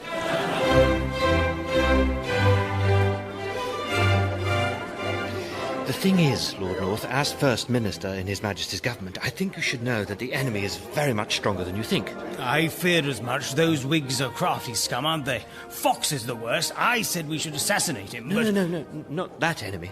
Oh, I see. Sorry, of course. You mean the other enemy. The real enemy. The Catholics. Yes, well, personally, I'd round them up. And... No, not the Catholics. The enemy we're fighting a war against. In America. God, look at that. Fox talking to a whole batch of Catholic gentry plotting under our very noses. You see, the American militias are highly organised. Nonsense. It'll all be over by Christmas, Scrimshaw. It's Brimshaw, sir, and I disagree. I think it will drag on. I think the British Army will pursue Washington and his forces for several years, never quite managing to secure a decisive victory until, in the end, the rebel forces grow stronger, thus encouraging the French to come in on their side and forcing the British to make a humiliating surrender, probably in 1781, somewhere around Yorktown. What? Sorry, I was trying to read Fox's lips. Damn, he's put his hand over his mouth now. You see, what I think the British government have failed to grasp is that a new politicised middle class has emerged in America. Ah, well, you see, I knew that would happen. Yes, well, it was inevitable. Fox has disappeared. Now, look, what's he up to? Excuse me, Bradshaw. Brimshaw. Why so glum, nephew? I'm sorry, Auntie. I've been trying to discuss the war with Lord North. I mean, the man's the leader of the Conservative Party, and yet he's an idiot. How is that possible? You need to get out more, dear. Maybe I should be talking to the Whigs. They're clearly the political party of the future. Listen, Walter, I need to ask you some questions about Sergeant McGurk. Earlier, I asked him how he lost his arm, and he said it was ripped out of its socket by a sex-crazed gypsy. Is that true? No, he lies, Auntie. So he didn't lose the leg because of a drunken bet involving a polar bear? No, Auntie. And he didn't lose his right eye in a game of tiddlywinks that got out of hand? No, No, actually, I think that one might be true, yes. A game of tiddlywinks with some Afghan warlords who accused him of loading the winks. He seems to have led a very colourful life. I'd steer clear of him, Auntie. He's trouble. He reminds me of my late husband. First time I met him, he was in disguise, in Italy, hiding from his debtors. I asked him to come back to England with me, but he said he wanted to remain incognito. Incognito? Brother of Flagranti and sex mad, the whole family. Listen, Auntie, when's the king arriving? Oh, he got here ages ago, dear. Well, then where is he? He's out in the grounds somewhere talking to trees. He talks to trees? I'm afraid so. You see, he's not well. Oh, I see. Yes, it's good news and bad news, really. The bad news is that King George has a very rare blood disorder that repeatedly plunges him into madness. But the good news is that we think it's got the makings of a very good play. Where are you going? To find His Majesty. Hi there, Duchess. Would you care to dance? No, thank you. I've seen you dance. Together we could trip the light fantastic. The light mediocre, possibly. Oh, look, here comes McGurk. Goodbye. Yeah, wait, Samuel, you chatting up my bird? Your bird ran off when she saw you. Yeah, that's because she doesn't trust herself to be around me. Of course, yeah, that'll be it. Yeah. Oh, I see your daughter's dancing with the Prince of Wales. Yeah, I just think she could end up as queen. Nah, no king would be allowed to have an American for a queen. He'd probably be forced to abdicate and live out his twilight years in France. Do you like my new outfit? Oh, it's very, very regal, especially the turban with the jewel in the middle. Topaz, that is. 20 minutes ago, I spotted a Maharaja wearing exactly that same outfit. Yeah, so did I. You left him unconscious in a ditch somewhere, haven't you? Anyone naive enough to walk ahead of me when I say, after you, is asking for a bop on the bonce. I mean, it is practically incitement. Also, mine eats greater than his. I require some finery so that I can bedazzle the Duchess, marry her, and then redistribute her wealth. Duchess isn't going to marry you. Love is blind. Yeah, but not deaf and with no sense of smell. There are hundreds of men here who are more eligible than you. Such as who? Well, me, for a start. You? Yes. Why would the Duchess be interested in you? You have all the sexual allure of a dead hamster. Well, that's your opinion. No, that's your ex-wife's opinion. That's what she said. Dead hamster. Her very words, followed by a loud cackle. Yeah, well, we'll see, shall we? I'll turn on the old charm and we'll see if the Duchess... Listen, Sam, as a friend, I'm telling you, she's out of your league, mate, so please, don't go after her, you know. I'd hate to see you get hurt. How would I get hurt? Probably with a cudgel. Oh, yeah, I see. Yeah, don't make me do that, Sam. It'd be really upsetting for me. But besides, there's lots of other unattached women here. Look, steer clear of the ones with little silver blobs on their faces, though, because that means they're sweating out the mercury they've been taking for their syphilis. Try to remember that. Well, it's not something I'm likely to forget, is it? Now, if you'll excuse me, I must go woo my intended. Perhaps I'll come too. Yeah, if you come too, Sam, it may be a while before you come too. If you get my drift. I think I'll stay here. Yeah, I'd rather think you will.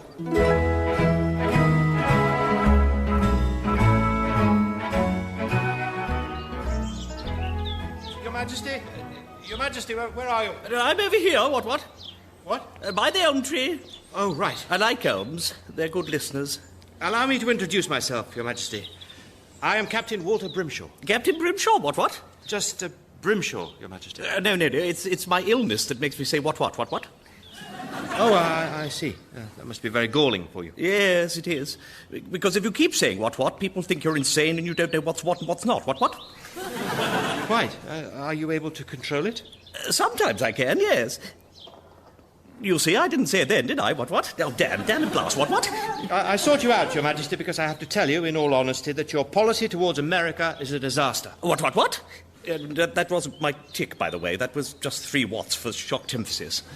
Well, I don't speak to shock, Your Majesty, but the plain fact is that Britain's inflexibility is dragging it into a war that will cause much unnecessary bloodshed and will probably end in defeat. What? 3 of those were me. I strongly feel that you should be nurturing the bond between Britain and America, creating a special relationship. The elm tree says that sounds like bollocks.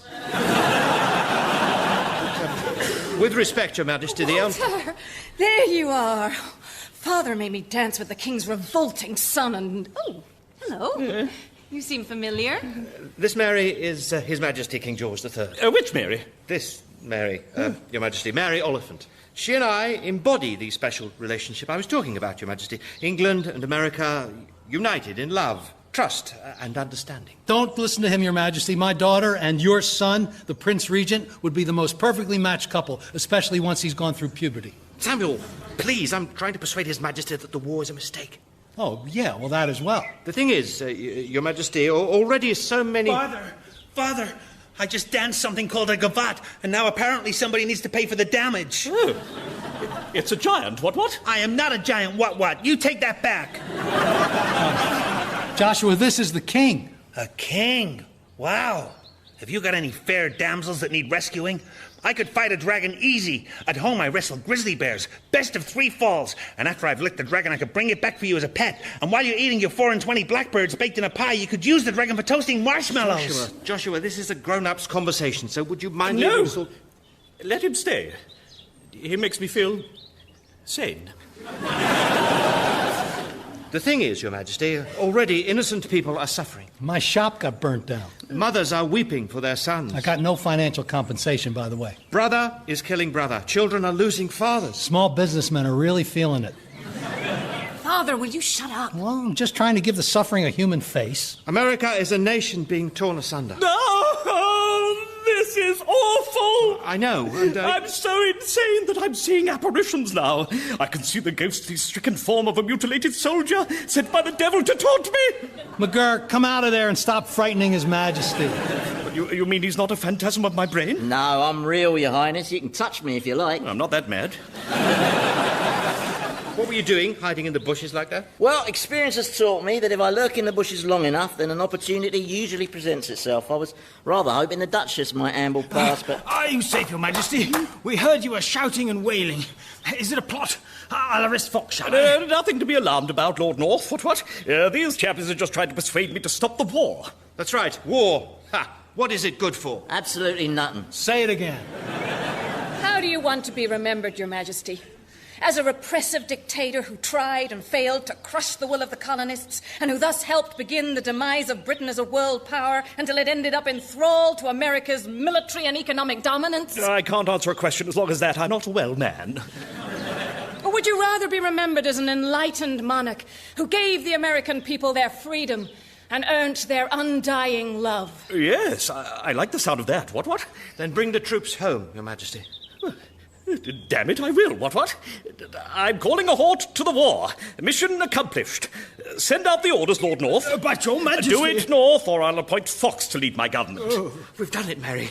We've changed the course of history. But, Your Majesty, may I remind you, our troops are only occupying America to protect the ordinary people from the brutality of the extremist insurgents. Oh, come off it, pal. You're only there because of the oil. Oil? You mean there's oil in America? Big mouth, I told you never to mention the oil. The oil might come in very useful, Your Majesty, to help power our burgeoning industrial revolution. At the moment, our factories are over-reliant on coal and small children. The oil is only a vague rumor, Your Majesty, from those distant uninhabited lands way, way beyond the frontier. That's right. Where all the gold's supposed to be. Joshua! What's the matter with you? I think perhaps we'd better call a council of war. What? A most timely idea, Your Majesty, especially as we've just received the latest military dispatch from Boston with news from the battlefront and the latest list of deserters. Oh, brilliant.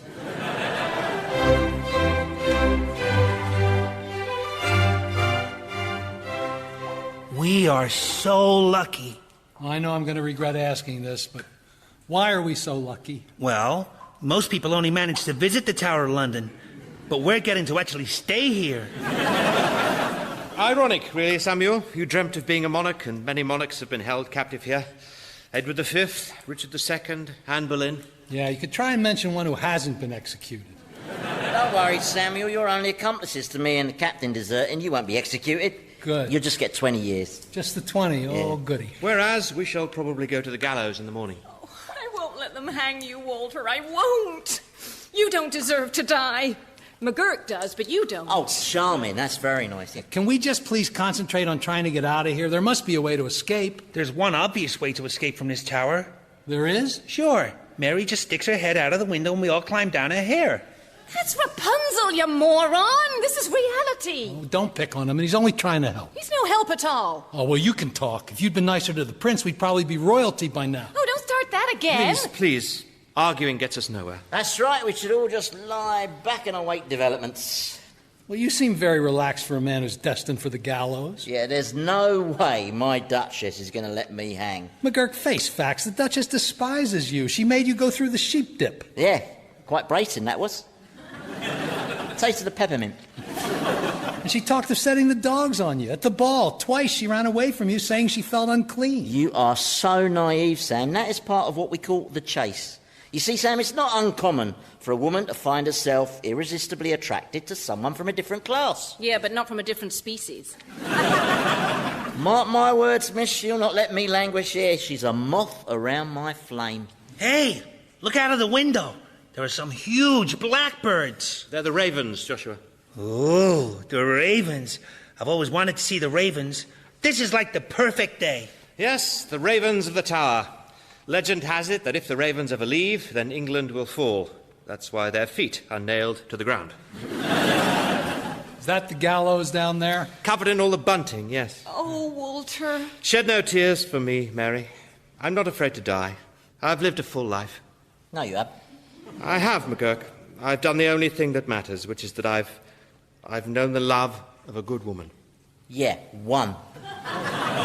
But promise me one thing, Mary. Promise that once I'm gone, you won't mourn for me. Promise that you'll find another man to love. I will. Don't worry.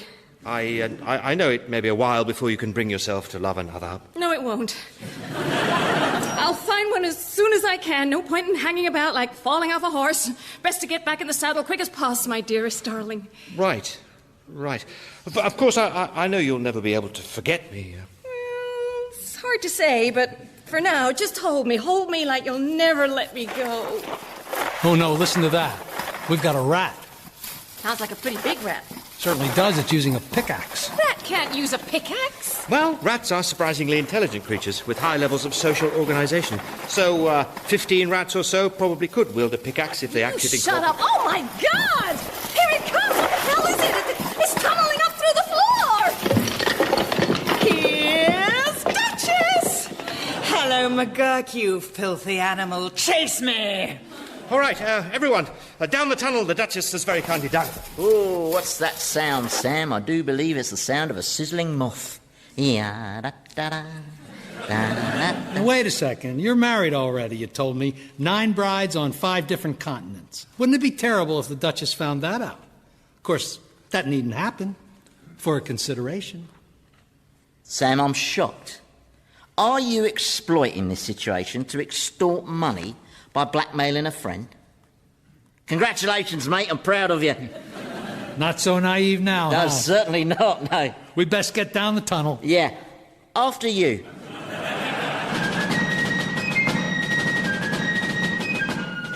Revolting People featured J. Tarses as Samuel, Andy Hamilton as Sergeant McGurk, Tony Maudsley as Joshua, Julia Hills as Mary, and James Fleet as Captain Brimshaw, with Michael Fenton Stevens, Rebecca Front, and Philip Pope. Revolting People was written by J. Tarses and Andy Hamilton and produced by Paul Mayhew-Archer.